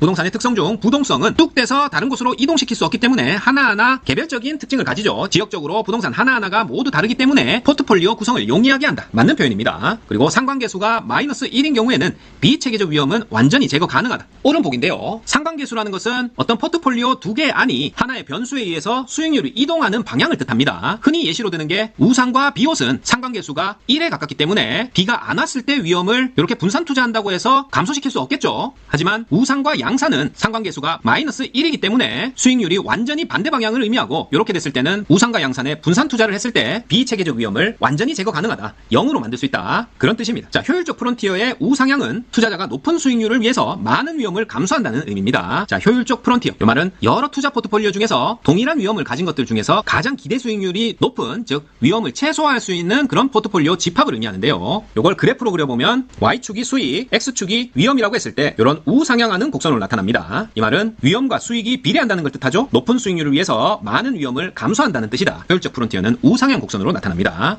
자, 포트폴리오 이론은 위험 회피형 투자자를 전제로 하고 공격적 투자자와 보수적 투자자로 나눌 수 있다. 맞습니다. 포트폴리오 이론은 위험 회피형 투자자를 전제로 하고요. 공격적 투자자와 보수적 투자자로 나눌 수 있고 포트폴리오를 구성하면 비체계적 위험과 체계적 위험 모두 피할 수 있다 하면 X입니다. 비체계적 위험 피할 수 있지만 체계적 위험은 피할 수 없다. 상관계수는 마이너스 1에서 1 사이에서 마이너스 1로 갈수록 분산 효과가 극대화되고 이 말은 위험이 감소한다는 얘기죠. 비체계적 위험이 0으로 간다. 플러스 1로 갈수록 분산 효과가 전혀 없다. 우상과 비옷 플러스 1로 가는 겁니다. 상황에 따른 수익률이 같은 방향이라는 얘기다. 그런 안들로 포트폴리오를 구성하면 분산 효과가 전혀 없다는 얘기입니다. 상관계수가 마이너스 1인 경우 총위험은 체계적 위험과 같다. 자, 이 말은 총위험이 비체계적 위험 플러스 체계적 위험이니까 상관계수 마이너스 1일 때 비체계적 위험은 0이 된다고 했죠. 따라서 총위험이 체계적 위험과 같다. 옵니다. 그리고 서로 다른 두 자산 간의 수익률이 완전히 음의 상관관계를 가지는 경우 상관관계가 마이너스 1이란 얘기죠. 그럴 경우 불필요 위험, 비체계적 위험이죠. 0까지 제거될 수 있다. 이렇게 말이 바꿔나와도 대충 통밥으로 감을 잡으셔야 됩니다. 완전히 음의 상관관계, 불필요 위험 0까지 제거될 수 있다. 자, 이번에는 평균 분산 보겠습니다. 평균 분산 모형은 이렇게 Y축이 수익률 평균으로 잡고 X축을 편차 분산으로 잡았을 때 어떤 투자안을 택하느냐 그걸 나타내는 그래프인데요. 자, 일단 수익률 평균은 높고 분산 표준 편차는 작아야 좋은 투자안이라고 할 수 있습니다. 편차 분산이 크다는 것은 위험이 크다는 말과 같죠. 따라서 수익률이 같다. 기대 수익의 평균이 같을 때는 위험도의 편차가 가장 작은 가라마바 중에 뭐죠? 가죠. 간 위험 편차가 가장 작은 투자안을 선택하게 되고요. 기대 수익의 편차가 같을 때는 즉 나, 다, 라가 되겠죠. 그랬을 때는 수익률이 가장 큰 나 투자안이 선택되게 된다. 이게 평균 분산 모형입니다. 쉽죠? 수익률 평균은 높고 분산 편차는 작은 것을 투자안으로 선택한다. 따라서 이런 질문 평균 수익이 동일한 경우에는 분산이 큰 투자안이 분산이 작은 투자안을 지배한다? 뭐 말뜻으로 보면 분산이 큰 투자안이 더 좋다 이렇게 들리죠? 따라서 이건 틀린 보기가 되겠습니다. 분산이 작은 투자안이 더 좋은 거죠. 자, 그 다음에 서로 다른 두 투자안 중에 한쪽이 평균과 분산 모두 크거나 작은 경우 자, 그 말은 평균과 분산이 작은 쪽은 여기 있거나 또는 이쪽에 있거나 그런 경우겠죠? 그럴 때는 변이계수를 이용해서 우월한 투자안을 선택할 수 있다. 자, 변이계수는 뭐냐? 바로 편나수인데요. 편나수. 편차 나누기 수익률입니다. 그 말은 우리가 편차는 작아야 되고 수익률은 커야 되니까 이 변이계수가 사실은 0에 가까워야 점점 작아져야 우월한 투자안이라고 할 수 있겠죠. 따라서 변이계수는 작은 투자안이 우월한 투자안입니다. 수익률은 크고 표준 편차는 작아야 우월한 투자가 됩니다. 요건 조금만 생각해봐도 쉽게 알 수 있습니다. 자, 그리고 무차별 곡선이라고 있는데요. 요거까지만 알아보고 갑니다. 무차별 곡선이라는 것은 어떤 투자자가 위험에 대해서 어떤 스탠스를 취하고 있느냐, 위험에 대한 태도를 요 수익률과 위험의 그래프에서 나타내는 것을 무차별 곡선이라고 하는데요. 하나는 기울기가 큰 것, 하나는 기울기가 완만한 것, 요 두 가지만 알고 계시면 됩니다. 기울기가 가파르다는 것은, 기울기가 크다는 것은 위험이 조금만 있어도 높은 수익률을 요구한다, 그런 뜻이죠. 그러면 이 투자자는 위험 회피형일까요? 위험 선호형일까요? 위험 회피형이라고 했죠. 위험은 적고 수익률은 높게 요구한다. 그럴 경우에는 투자를 잘 안 합니다. 위험을 회피하려고 한다. 위험 회피형 투자자의 무차별 곡선은 기울기가 가파르게 나타나고, 위험 선호형일 경우에는 이렇게 완만하게 나타납니다. 수익률이 조금만 높아져도 위험에 대한 수용을 많이 가져간다. 그만큼 좀 개념 없이 띨띨하다, 뭐 그런 느낌이라고 했죠. 위험 선호형 투자자, 무차별 곡선, 경사가 완만하다. 되셨죠? 자, 마지막으로 현금 흐름 분석과 투자 타당성 분석 기법. 자, 아주 중요한 파트인데요. 외울 것도 많고 복잡하기도 하지만 정확히만 공부해 놓으면 또 분명히 남들과 차별할 수 있는 점수 획득할 수 있는 부분이 이 파트입니다. 자, 먼저 기출문제 보고 갈게요. 현금 흐름 계산에서 유효 총소득을 산정할 때 필요한 항목은 모두 몇 개인가? 자, 먼저 현금 흐름 계산을 어떻게 하느냐, 요 요소들을 쭉 알아야 되는데요. 자, 이번 과목이 부동산 투자죠. 투자에서 현금이 흐른다는 것은 이 부동산을 운영해서 영업소득이 들어온다는 얘기입니다. 요 소득을 받아서 경비 내고 대출이자 내고 세금 내고 하고 세후에 최종적으로 얼마가 남았냐, 요런 거 계산하는 게 현금 흐름 계산이에요. 자, 이때 유효 총소득이라는 부분은 언제 나타나는 거냐? 현금 흐름을 기초 부동산 가액, 그러니까 처음 초기 투자를 할 때 부채를 얻고 또 내가 처음부터 가지고 있던 돈, 지분 투자액이 있겠죠? 요렇게 투자를 해서 쭉 영업을 해서 세후 현금 수지, 마지막에 얼마가 남았냐, 요런 거 계산하는 것과 그 다음에 운영을 하다가 처분해버릴 수 있겠죠? 매각할 수 있다. 그랬을 때 또 현금이 들어옵니다. 기말 부동산 처분 가격, 즉 지분 복귀액이 얼마냐 할 때 현금을 다시 계산하는 거, 요게 현금 흐름 계산이다. 자, 그래서 두 가지로 나눠서 살펴볼 텐데요. 하나는 운영할 때 현금 흐름, 또 하나는 처분했을 때 현금 흐름. 요 둘 중에서는 운영 수지, 요 운영할 때 현금 흐름이 훨씬 중요합니다. 자, 맨 처음에 총 들어오는 부동산 수입, 운영을 통해서 월세가 연 5천만 원 들어왔다. 그랬을 때 그걸 가능 총소득이라고 합니다. 거기서 공실이 난 부분에 임대료를 빼고, 그 다음에 불량 부채가 있다, 아예 못 받고 연체하는 돈이 있으면 그 불량 부채를 빼고, 그 다음에 기타 소득이 있으면 기타 소득 더해서 그렇게 계산해서 나온 게 유효 총소득이 됩니다. 이 유효 총소득에서 관리비, 보험료, 그 다음에 재산세, 준비비, 이런 것들이 관리 경비죠. 영업 경비를 빼준 것이 순영업소득이고요. 순영업소득에서 은행 대출과 관련된 거, 부채 서비스액이라고 하죠. 저당 지불액, 뭐 이런 표현도 쓰는데 원리금 상환분과 이자 지급액, 요 둘을 합해서 다시 빼주면 세전 현금 수지가 됩니다. 요 세전 현금 수지에서 영업소득세, 영업소득세를 빼는데 영업소득세는 어떻게 계산하냐? 순빼감 곱세, 순빼감 곱세로 구합니다. 자, 영업소득세는 순영업소득에서 빼기 이자 지급분 그리고 감가상각비 요 두 개 모두 빼고요. 그런 다음에 세율을 곱해야 되겠죠? 세율을 곱하면은 영업소득세가 나옵니다. 요 영업소득세까지 빼야, 즉 세금을 뺀 현금 수지, 세후 현금 수지가 되는 거예요. 따라서 문제는 유효 총소득을 구하라, 세전 현금 수지를 구하라, 영업소득세를 구하라, 이렇게 나오기 때문에 요 순서, 어느 단계에서 뭘 빼야 뭐가 나오는지 그걸 모두 외우고 있어야 됩니다. 요건 무조건 외워야 된다. 가능 총소득에서 유효 총소득 갈 때 공실률 빼고, 유효 총소득에서 순영업소득 갈 때 영업경비들, 관리비, 보험료, 재산세, 준비비 같은 영업경비를 뺍니다. 순영업소득에서 대출 관련 비용, 은행 관련 비용을 빼야 세전 현금 수지가 되고요. 세전에서 세금을 빼야 세후 현금 수지가 되겠죠. 빼는 게 영업소득세인데 영업소득세는 순빼감 곱세, 순빼감 곱세 뺍니다. 순영업소득에서 이자 지급분과 감가상각분 빼고 세율을 곱해야 영업소득세가 나온다. 자, 따라서 현금 흐름 계산에서 유효 총소득을 산정할 때는 요 뒤에 거는 필요 없겠죠. 앞에 가능 총소득을 구성하는 임대료 수입과 세금 필요 없고, 이자 상환액 필요 없고, 감가상각비도 필요 없다, 영업경비도 필요 없다. 영업경비는 유효 총소득에서 순영업소득 갈 때 필요한 거예요. 유경순이다, 유경순. 따라서 임대료 수입, 기타 수입인 영업외 수입, 요 두 가지, 두 항목만 필요합니다. 가능 총소득에서 유효 총소득 갈 때 공풀, 유효 총소득에서 순영업소득 갈 때 관보경 재준, 유경순이고요. 순영업소득에서 세전으로 갈 때는 대출 관련 비용들 다 빼주고, 세전 에서 세후로 갈 때는 영소세, 영업소득세 빼는데 순빼감 곱세, 이렇게 구한다. 자, 따라서 운영수지 외울 때는 가공유경, 가공유경, 가로친 것은 빼는 겁니다. 가공할 만한 유경시, 순대 전세후, 순대를 전세 낸 다음에 먹는다, 순대 전세후입니다. 가공유경, 순대 전세후, 순대는 전세 계약 후에 먹는 게 제맛이지. 가공할 만한 유경시, 순대 전세후, 가공유경, 순대 전세후입니다. 영업소득세는 순빼감 곱세, 낙곱세 아니고 순빼감 곱세예요. 감곱세. 자, 전액 자기자본 투자, 전액 지분 투자를 했을 때는 대출이자가 나가지 않겠죠? 따라서 순영업소득과 세전 현금 흐름이 같게 되어서 결국 지분 수익률과 총자본 수익률이 동일한 값을 갖게 된다.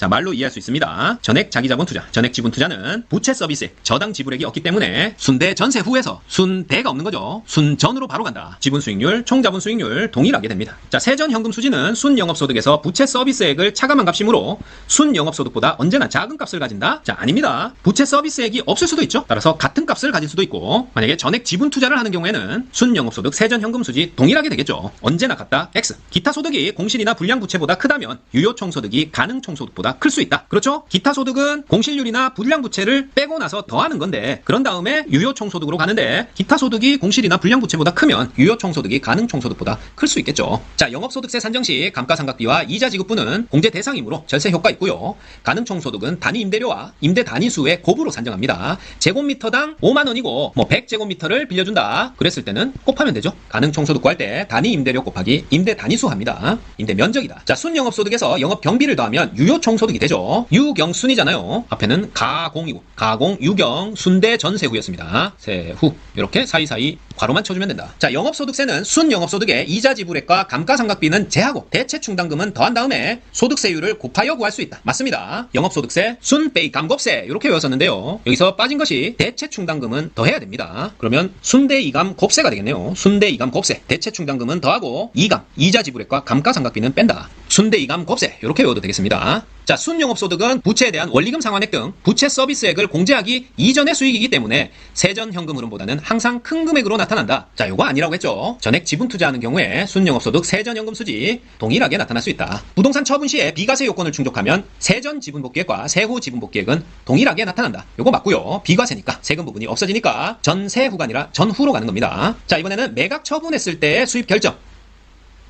이번에는 매각하는 것은 요 총경급이 하는 겁니다. 총경 순대 전세후. 이분도 순대를 전세 얻은 후에 먹네요. 총경 순대 전세후. 매각 처분 수입의 결정입니다. 자, 먼저 총 매도 금액이 있는데 여기서 경비 빼고요. 중개수수료나 법무사비, 기타 경비 등이 있겠죠? 이렇게 했을 때 순 매도 금액이 되고요. 총경순. 그 다음에 순매도 금액에서 대출 관련 은행 비용, 대출 잔금의 현가를 빼면 세전 지분 복귀액이 됩니다. 여기서 세금 빼면, 양도세 같은 세금 빼면 세후 지분 복귀액이 된다. 총경순대 전세후 매각 처분 수익 결정입니다. 자, 문제 풀어보면 다음에 들어갈 내용으로 맞는 것은 자, 이렇게 순서대로 외우고 있으면 바로 맞추는 문제 나옵니다. 임대 단위당 연간 예상 임대료, 거기에다가 임대 단위수 곱하면은 가공유경 순대 전세후에서 가능 총소득이 나오겠죠. 여기에다가 공실 및 불량 부채액 빼고 기타 소득 더해서 유효 총소득 나온다.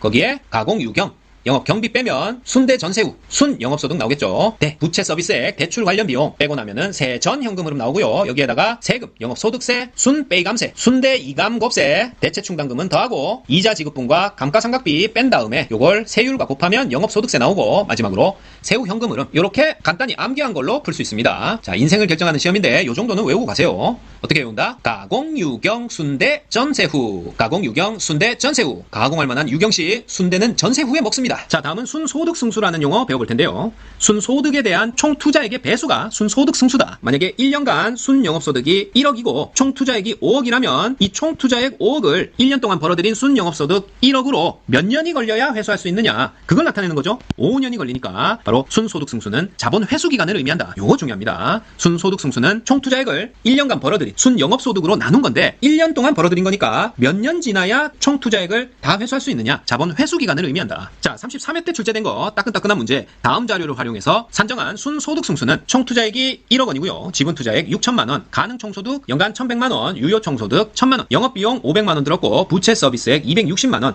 영업소득세 120만 원이 들었네. 순소득 승수는 순소득 승수 나왔다. 요게 뭐분의 뭔지부터 적어야 됩니다. 순소득 승수는 총 투자액을 뭘로 나오는 거다? 이름에 나와있죠. 순소득. 순영업소득으로 나오는 겁니다. 따라서 총 투자액은 1억이라고 나와 있고 순영업소득만 알면 되죠. 순영업소득은 가공유경 순대전세후 이렇게 적어놓고 자, 유효총소득 있네요. 그리고 영업비용도 있으니까 유효총소득에서 영업비용 빼면 경비 빼면 그러면 순영업소득 나온다. 1,000만 원에서 500만 원 빼니까 500만 원 남았죠. 순영업소득 500만 원 이렇게 넣으면 20 나오네요. 순소득 승수는 20이고 이게 뭐를 의미한다고 했죠? 자본 회수 기간을 의미한다고 했죠. 1억 들여서 500만 원 순소득 남았으니까 1억 전부 회수하려면 20년 걸리겠네. 있네. 자본 회수 기간을 의미한다. 자, 하나 더 풀어보면 대상 부동산의 순 영업소득을 구하시오. 먼저 적어놓고 시작하세요. 가공, 유경, 순대, 전세, 훈대. 자, 어차피 순 영업소득까지만 구하면 되니까 요 대전세 후는 필요 없겠죠? 가공, 유경, 순까지만 적어놓는다. 자, 가능 총소득 구해야 되는데 연면적 있고 유효 임대 면적 있죠. 그러면은 결국 유효한 임대 면적은 얼마란 얘기죠? 80%니까 1800제곱미터에 80% 0.8 곱해주면 되고 제곱미터당 5,000원이라고 했으니까 5,000 곱하기 1800 곱하기 0.8이 되겠죠. 그럼 720만원 나옵니다.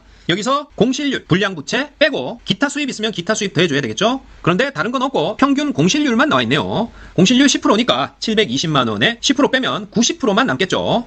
따라서 가공 유효 총소득은 720만원 곱하기 0.9에서 648만원 나옵니다. 여기서 가공 유경, 경비를 빼줘야 되는데 경비율이 50%니까 유효 총소득 기준 648만원에 나머지 50%가 순영업소득이 되겠죠. 따라서 순영업소득은 324만원. 객관식이니까 나온 거 찾고 넘어가면 됩니다. 자, 다음은 투자 타당성 분석 기법 쭉 살펴보겠습니다. 먼저 자주 출제됐던 문제, 부동산 투자 분석 기법에 관한 설명으로 틀린 것은 옳은 것은 이런 문제인데요. 자, 내부 수익률이라는 게 나옵니다. Internal Rate of Return, 약자로는 IRR이고요. 사업기간 동안 현금 수익 흐름의 현재 가치의 합과 투자 지출의 현재 가치 합을 같게 만들어주는 할인율을 내부 수익률이라고 합니다. 순현재 가치 NPV라고 하는데요. Net Present Value, 순현재 가치를 0으로 만드는 할인율이다. 자, 중요한 말은 수익의 합인데 뭐의 합이냐? 현재 가치의 합입니다. 현재 가치로 할인해서 그 수익과 투자 지출의 합, 그런데 이것도 현재 가치의 합이다. 수익, 지출의 현재 가치의 합이 동일하게 만들어주는 할인율을 내부 수익률이라고 하고, 요 수익 합의 현재 가치에서 지출 합의 현재 가치를 뺀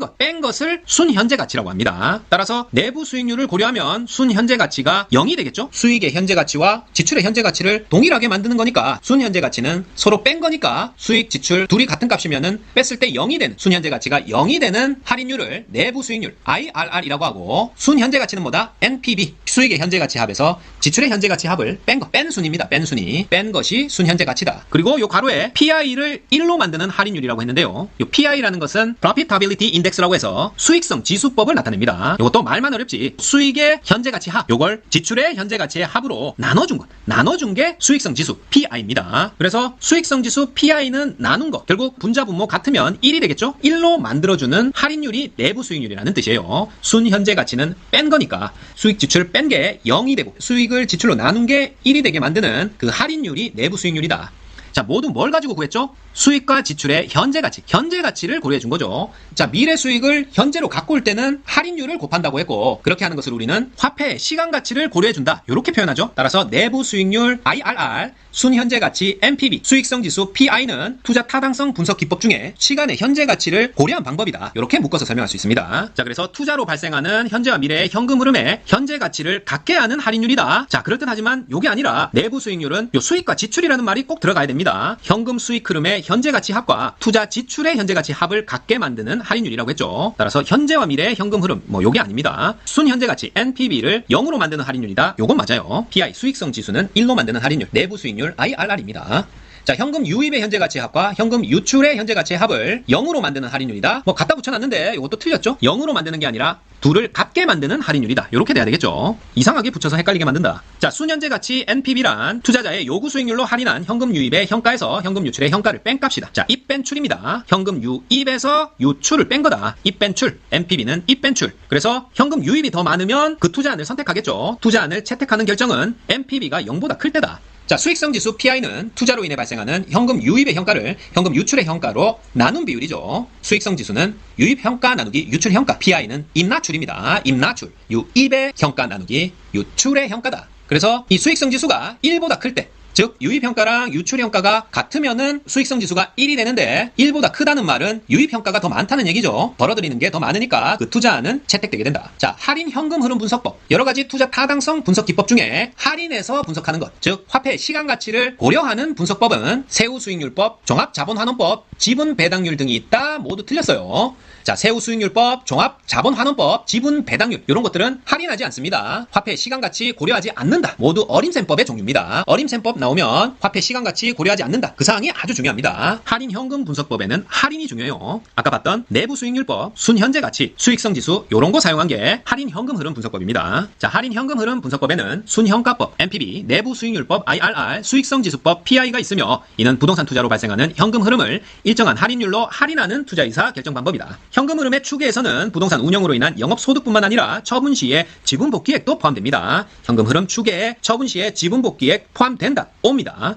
장래의 현금 흐름 예측은 대상 부동산의 과거 및 현재 자료와 비교 부동산의 시장 자료를 토대로 여러 가지 예측 기법을 사용해서 이루어진다. 일반적인 내용이죠. 맞습니다. 자, 순현가법 NPV와 내부 수익률법 IRR은 독립 투자안에 있어서는 둘 다 동일한 결과가 나오는데요. 하지만 상호 배타적 투자안일 경우에는 다른 결과가 나옵니다. 이때 순현가법이 이론적으로 우월하다. 이것도 알아두세요. 자, 순현가법, 내부 수익률법 둘이 비교했을 때 독립 투자안에서는 동일한 결과가 나오지만 상호 배타적 투자를 선택함에 있어서는 순현가법이 우수하기 때문에 내부 수익률법보다는 순현가법을 따릅니다. 자, 그리고 순소득승수, 아까 자본 회수기간이었죠? 총투자액을 순영업소득으로 나눈다고 했는데요. 요거의 역수, 즉 순영업소득을 총투자액으로 나누면 요건 종합자본환원율이 됩니다. 종합자본환원율은 뭐다? 순소득승수와 역수관계로 순영업소득을 총투자액으로 나눈 거다. 즉 총투자액 중에 벌어들인 순영업소득이 몇 프로나 차지하냐? 순영업소득의 비율을 나타내는 겁니다. 결국 수익률이죠. 환원율은 수익률로 바꿔서 생각하셔도 됩니다. 투자했을 때 이익의 비율이니까 1억 투자해서 2천만 원 벌었다. 20% 수익률이니까요. 순소득승수와 종합자본환원율 역수관계고 순소득승수는 자본회수기간, 종합자본환원율은 총투자금액에 대한 수익률을 뜻한다. 자, 내부 수익률은 순현가를 0으로 만들고 수익성 지수는 1로 만드는 할인율이라고 했습니다. 순현재가치 NPV는 입변출이고 수익성 지수는 입나출이라고 했습니다. 지출과 수익을 같게 만드는 할인율이니까 같은 것끼리 빼면 0이고 같은 것끼리 나누면 1이죠. 자, 그리고 내부 수익률은 순현가를 0보다 작게 만드는 할인율이다. X, 0으로 만드는 할인율입니다. 수익성 지수는 순현금 투자 지출의 합계의 현재 가치를 사업기간 중 현금 수입의 현재 가치로 나눈 상대 지수이다. 자, 뭐로 나눴다고요? 지출의 현재 가치를 수입의 현재 가치로 나눴다. 출나 입이 아니라 입나출이죠. 입나출. 수입을 지출로 나눈 겁니다. 자, 순현가법과 내부 수익률법은 투자 판단을 위해 할인율로 요구 수익률을 사용한다. X. 자, 순현가법은 요구 수익률을 사용하지만 내부 수익률법은 내부 수익률을 사용합니다. 내부 수익률은 내부 수익률이라고 나와 있으니까 내부 수익률 사용하고 순현가법은 요구 수익률 사용한다. 자, 어림셈법에 속하는 건 화폐 시간가치 고려하지 않는다고 했죠. 승수법 있고 종합자본 환원율 있고 지분 배당률 사용하는 게 있습니다. 어림셈법에 승정지 사용합니다. 승수법, 종합자본 환원율, 지분 배당률 사용하는데 요게 각각 뭐분의 뭔지 뭘 의미하는지 승수법은 총투자액을 순영업소득으로 나눈 것, 자본회수 기간을 뜻한다고 했고 종합자본 환원율은 순소득 승수의 역수로 총투자액에 대한 순영업소득, 즉 수익률을 뜻한다고 했어요. 지분 배당률은 지분 투자액에 대한 세전 현금 수지를 뜻한다. 지분 배당률, 전퍼지입니다. 전퍼지. 지분 배당률은 전퍼지. 종합자본환원율은 순퍼총, 순소득승수는 총퍼순이다. 자, 이러한 어림셈법의 특징은 화폐의 시간가치를 고려하지 않는다는 점이 중요하고요. 그 다음에 승수의 역수는 수익률이다, 환원율이다. 요거 꼭 알아두십니다. 그리고 회계적 이익률법이라고도 있는데요. 요거 역시 화폐의 시간가치를 무시하는 방법입니다. 회계적 이익률법은 총투자액에 대한 세후 연평균 순이익 비율인 회계적 이익률을 구한 다음에 그게 목표 이익률보다 높으면은 그 투자안을 채택하고 낮으면은 기각하는 방법입니다. 회계장부 그대로를 이용하기 때문에 간편한 방법이다라는 게 특징이고요. 역시 화폐 시간 가치는 무시하는 방법이다. 총 투자액에 대한 세후 연평균 순이익 비율, 그게 뭐다? 회계적 이익률이다. 자, 문제 하나 살펴보면 A 투자안의 초기 현금 지출이 5,000원이고 말기에 현금 유입이 6,000원이다. 할인율은 연 20%고 사업기간 1년. 사업 초기에는 현금 지출만 발생하고 말기에는 현금 유입만 발생한다고 했을 때 이 투자안의 순현가 NPV와 내부 수익률 구하라고 했네요. 자, 순현가는 먼저 입변출, 유입현가, 유출현가 구해봐야 되겠죠. 유입현가 먼저 구해보면 말기에 6,000원이니까 초기로 가져오면 할인율 연 20% 1.2로 나눠주면 되겠죠. 그러면 5,000원이 되니까 초기에 지출이 5,000원, 유입도 5,000원, 따라서 NPV는 0이 됩니다.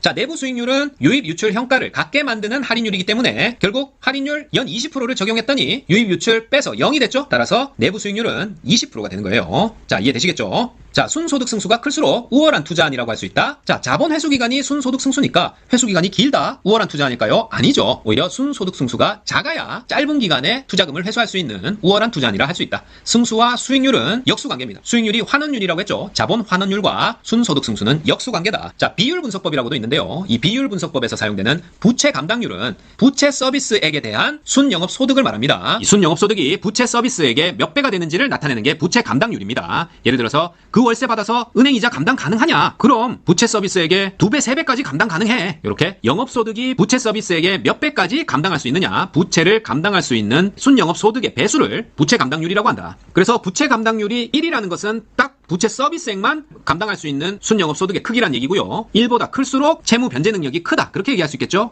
따라서 1보다 클수록 채무 변제 능력이 부족하다는 것은 X겠죠. 순형가가 동일한 경우 수익성 지수법을 이용해서 더욱 타당성 있는 투자안을 선택할 수가 있다. 요거 맞는 지분입니다. 우리가 순형가법과 내부 수익률법을 비교했을 때는 순현재 가치를 이용한 게 더 우월하다고 했고요. 순형가법과 수익성 지수법 PI와 비교했을 때는 나누기법인 임나출의 PI법이 더욱 타당성 있는 투자안이다. 그렇게 얘기할 수 있습니다. 예를 들어서 수입형가의 합이 3억이고 유출형가의 합이 2억이라면 순형가가 1억이 되고 수익성 지수는 2분의 3, 1.5가 되죠. 하지만 수입형가 합이 100억, 유출형가 합이 99억일 때 NPV, 순형가는 1억으로 앞에 것과 똑같지만 PI의 경우에는 99분의 100으로 1.0 몇이 나올 겁니다. 순형가법으로는 우열을 가리기가 힘들었지만 수익성 지수로 비교하니까 2억 지출하고 3억 벌어들인 수익성 지수 1.5짜리가 훨씬 타당성 있는 투자안이라는 걸 알 수 있겠죠. 이렇게 순형가법보다 수익성 지수법을 이용해서 더욱 타당성 있는 투자안을 선택할 수 있습니다. 5다. 자, 화폐의 시간 가치를 고려할 때 두 투자안의 자본 회수 기간이 동일하다면 초기에 현금 유입의 흐름이 큰 투자안이 보다 타당성이 높다고 판단할 수 있습니다. 왜냐하면 현금 유입이 나중에 있는 것일수록 더 큰 할인율이 적용되기 때문에 초기 현금 유입이 클수록 보다 수익성이 크다, 타당성이 높다고 판단할 수 있다. 순형가법, 내부 수익률법, 수익성 지수법, 평가 회수기간법, 평가라는 말이 들어있으니까 모두 화폐의 시간 가치를 고려한 투자 타당성 분석법입니다. 반면에 어림셈법, 승수법과 수익률법, 회계적 이익률법, 비율 분석법, 단순 회수기간법 이런 것들은 화폐의 시간 가치를 고려하지 않은 방법이다. 자, 비율 분석법에는 대부 비율, 부채 감당률, 채무 불이행률 등을 이용한 방법이 있고요. 부채 비율이라는 것은 부채에 대한 지분의 비율로, 부채는 자기가 든다고 그랬죠? 자기 자본 분의 타인 자본, 대출 금액이 부채 비율이고, 대부 비율이라는 것은 분모에 총 투자금이 들어간다고 했어요. 부채와 자기 자본을 합한 총 투자금 혹은 총 자산 가격 분의 저당 비율이 대부 비율이다. 따라서 대부 비율이 50%라는 것은 2, 1, 1이라는 얘기니까 부채 비율은 1분의 1, 100%라는 얘기죠. 부동산 가격이 2억이고 부채, 저당이 1억, 자기 자본이 1억이면 대부 비율은 50%, 부채 비율은 100%가 된다. 대부 비율은 큰 거 분의 빌린 돈, 부채 비율은 내 손 안의 부채, 내 자본 분의 빌린 돈이에요. 절대 헷갈리면 안 된다. 자, 부동산 가치가 하락하면 대부 비율이 100%를 초과할 수도 있고 대부 비율이 증가함에 따라 부채 비율은 더욱 큰 폭으로 증가합니다. 자, 부동산 가격이 하락한다는 말은 총 자산가가 하락한다는 얘기죠. 대부 비율과 총 자산은 반비례 관계니까 만약에 부동산 가격이 2억이 아니라 1억 밑으로 떨어졌다. 그랬을 때는 대부 비율이 100%를 초과할 수도 있겠죠. 빌린 돈이 자산 가격보다 더 많이 될 수도 있고 그렇게 되면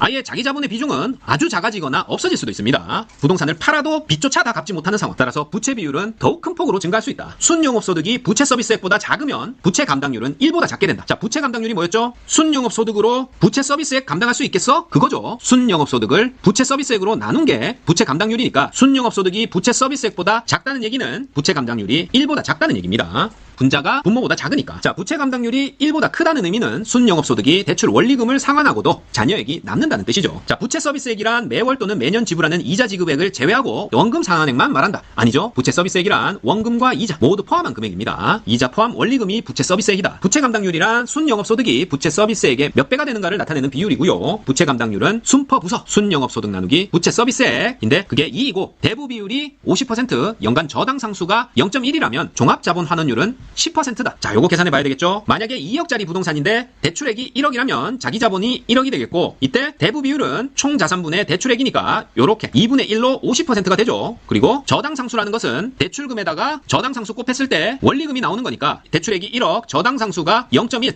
그랬을 때 원리금은 1,000만 원이 됩니다. 부채 감당률은 순영업소득 나누기 부채 서비스액 1,000만 원이 되겠고 요게 2다. 그러면 순영업소득은 2,000만 원이 되겠죠. 그리고 종합환원율은 순영업소득 나누기 수익률이니까 전체 투자액 분의 순영업소득, 전체 투자액이 2억이고 순영업소득은 2,000만 원이니까 결국 10%가 맞다는 얘기네요. 자, 그래서 부채 감당률이 뭐 분의 뭔지, 대부 비율, 연간 저당 상수, 종합자본 환원율 다 무엇을 뜻하는지 알고 있어야 계산할 수 있는 문제입니다. 그렇게 쉬운 보기는 아니니까 이런 보기들은 꼭 다른 보기부터 다 푼 다음에 확실한 답이 안 나온다. 그럴 때 풀어보세요. 확실히 외우지 않았는데 보다가 괜히 시간만 버릴 수 있습니다. 자, 저당 상수는 원리금 상환에 사용하는 상수로 금융기관으로부터 1원을 빌렸을 때 매 기간 갚아야 하는 원리금을 의미한다. 자, 요 말이 1원이지만 1000만원 빌렸다. 그랬을 때 저당 상수를 곱하면 이 1000만원을 빌렸을 때 갚아야 되는 금액이 나오는 거죠. 그게 저당 상수다. 원리금을 구할 때 대출액 곱하기 저당 상수 하면 바로 구할 수 있습니다. 자, 대출기관은 채무 불이행 위험을 낮추기 위해서 해당 대출 조건의 부채 감당률을 높이는 것이 유리하다. 자, 채무자 입장이나 대출자 입장이나 모두 채무 불이행 위험을 낮추기 위해서는 부채 감당률을 높이는 게 유리하겠죠. 부채 감당률이라는 게 부채 서비스액분의 순영업소득이니까 부채 감당률이 높을수록 대출 원리금보다 순이익, 순영업소득이 많다는 얘기니까요. 자본 환원율이란 요 환원율을 수익률로 바꿔서 생각해도 된다고 그랬죠. 총 투자액에 대한 순영업소득, 순이익의 비율, 그게 자본 환원율이다. 투자자가 매수를 고려할 때 투자 수익률이라고 생각하면 됩니다. 자본을 투입해서 얼마나 환원시킬 수 있느냐, 얼마나 벌어들일 수 있느냐. 자, 승수법과 수익률법에 대한 설명으로 옳은 것은 총소득 승수는 총투자액을 세후현금 흐름으로 나눈 값이다. 아니죠. 총소득 승수란 총투자액을 총소득으로 나눈 값입니다. 총소득 승수니까 세후현금 흐름이 아니라 투퍼소다. 투퍼소. 투자액을 소득으로 나눈 게 소득 승수입니다. 따라서 순소득 승수는 지분 투자액을 순영업소득으로 나눈 값이다. 요것도 틀렸죠? 순소득 승수니까 요거 역시 총투자 금액을 순소득으로 나눈 게 순소득 승수, 총 투자를 총소득으로 나눈 게 총소득 승수다. 자, 세전 현금 흐름 승수란 지분 투자액을 세전 현금 흐름으로 나눈 값입니다. 세전 현금 흐름 승수. 요건 총 투자액이 아니라 지분 투자액. T 중에 오른쪽에 있는 거 지분 투자액을 대출 원리금까지 뺀 세전 현금 흐름으로 나눈 값이 세전 현금 흐름 승수고, 세후 현금 흐름 승수는 총 투자액을 세후 현금 흐름으로 나눈 값이 아니라 요거 역시 G2 지분 투자액을 세후 현금 흐름으로 나눈 값입니다. 세전 세후 현금 흐름 승수는 G2를 나눈 값이다. G2를 전현이나 후현으로 나눈 값입니다. 총소득 승수, 순소득 승수는 총투를 나눈 값이고, 세전 현금 흐름 승수, 세후 현금 흐름 승수는 G2를 전현, 후현으로 나눈 값이에요. 자, 지분 투자 수익률 ROE 정말 많이 들어보셨죠? Return on Equity라고 해서 순영업소득을 지분 투자액으로 나눈 게 아니라, 이 순영업소득이 아니라 세전 현금 흐름 승수, 세전 현금 흐름 승수를 G2로 나눈 게 지분 투자 수익률입니다. 지분 투자 수익률은 뭐를 나눈 값이다? 전현, 세전 현금 흐름 승수를 G2로 나눈 값이다. 지분 투자액으로 나누면 ROE, 지분 투자 수익률이 됩니다. 자, 이제 진짜 마지막으로 29회 기출 하나 풀어보고 마칠게요. 다음 자료를 통해서 순소득 승수, 채무 불이행률, 세후 현금 흐름 승수를 순서대로 나열하면, 자, 총 투자액이 15억이고 지분 투자액 4억이다. T자 그리면 총 15억 투자했고 지분 투자액 4억이니까 대출은 얼마 받았죠? 11억 받았죠. 이렇게 되고 유효 총소득 승수가 6이고 영업 경비 비율이 유효 총소득 기준 40%다. 부채 서비스액은 연 6천만 원, 영업소득세는 연 1천만 원 나간다. 요랬을 때 순소득 승수, 채무 불이행률, 세후 현금 흐름 승수 구하라 했네요. 일단 순소득 승수 뭐죠? 총투퍼 순영이죠. 총 투자액을 뭘로 나눈 거다? 순영업소득으로 나눈 거다. 순소득으로 나눈 게 순소득 승수인데, 자, 우리가 알고 있는 게 유효 총소득 승수네요. 자, 그럼 요 순영업소득을 어떻게 구해야 될까요? 총 투자액은 15억 나와 있으니까 순영업소득은 가공, 유경, 순대, 전세, 후 이렇게 했을 때 유효총소득에서 영업경비 빼면 순영업소득이 나오죠. 따라서 이 영업경비는 유효총소득 기준으로 40%라고 했으니까 이 유효총소득은 승수가 있으니까 요걸 통해서 구하면 되겠죠. 소득 승수는 총투자금액을 수익으로 나눈 거니까 유효총소득분의 총투자금액 요렇게 되겠죠. 요게 6이라는 얘기니까 총투자금액은 15, 유효총소득은 X 했을 때 요게 6이라는 얘기니까 X는 6분의 15가 되겠죠. 6분의 15는 2.5억이 됩니다. 요게 유효총소득이고, 유효총소득 나왔으니까 영업경비 비율로 순영업소득 구할 수 있겠네요. 2.5억에 영업경비 40%, 나머지 60%가 순영업소득이겠죠. 0.6 곱해주면 1.5억이 나옵니다. 요게 뭐다? 순영업소득이다. 순영업소득 1.5억이니까 순소득 승수는 1.5억분의 총투자액 15억 하면 바로 10이 나옵니다. 순소득 승수는 10이고, 이제 채무불이행률 구하면 되겠네요. 채무불이행률은 뭐다? 유효총소득분의 영업경비 더하기 부채 서비스액으로 구합니다. 유효총소득은 아까 2.5억이라고 했고, 영업경비는 유효총소득의 40%니까 1억이 되겠고, 부채 서비스액은 6천만원, 0.6억 이렇게 해주면 2.5분의 1.6억, 0.64, 64% 나오고요. 채무불이행률, 그 다음에 세후 현금 흐름 승수, 세전 세후 현금 흐름 승수 모두 지분 투자액 G2를 나눠준 거라고 그랬죠. 세후 현금 수지로 G2를 나눈 거다. 자, 지분 투자액은 4억이고 세후 현금 흐름은 다시 가공, 유경, 순대, 전세후 이렇게 했을 때 세후 현금 수지는 순영업소득에서 부채 서비스 대출 관련 비용 6천만 원 빼주고요. 그 다음에 영업소득세 1천만 원 빼주면은 세후 현금 흐름 나오죠. 0.8억이 되고 0.8억분의 4 해서 세후 현금 흐름 승수 5가 나오게 되겠습니다. 따라서 정답은 순소득 승수 10, 채무 불이행률 64%, 세후 현금 흐름 승수 5 해서 1번이 되겠어요. 자, 요런 문제 풀어야 될까요? 넘어가야 될까요? 자, 일단은 넘어가고 시간 남으면 풀어봅니다. 자, 여기에 나오는 용어까지 완벽하게 외워졌다. 그럼 무조건 합격하십니다. 자, 요 영상으로 암기할 수 있는 데까지 전부 암기하고 가시면 좋습니다. 자, 부동산 투자론 여기까지고요. 참 외울 게 많은 파트입니다. 어떻게 보면 요 부동산 투자론을 잘 극복하시는 게 합격의 고비라고 할 수 있습니다. 이 파트를 잡으면 합격이 코앞이다 생각하시고 용어 정리를 할 때 정확하게 분모 분자에 뭐가 들어가는지 수식만 잘 암기하시면 최소 80-90% 맞출 수 있으니까 본 영상을 최대한 여러 번 반복하시면서 자신감을 키워가시기 바랍니다. 자, 파이팅 공공TV 구독, 좋아요 부탁드리고 저는 다음 시간에 더 알찬 내용으로 다시 찾아뵙겠습니다. 감사합니다.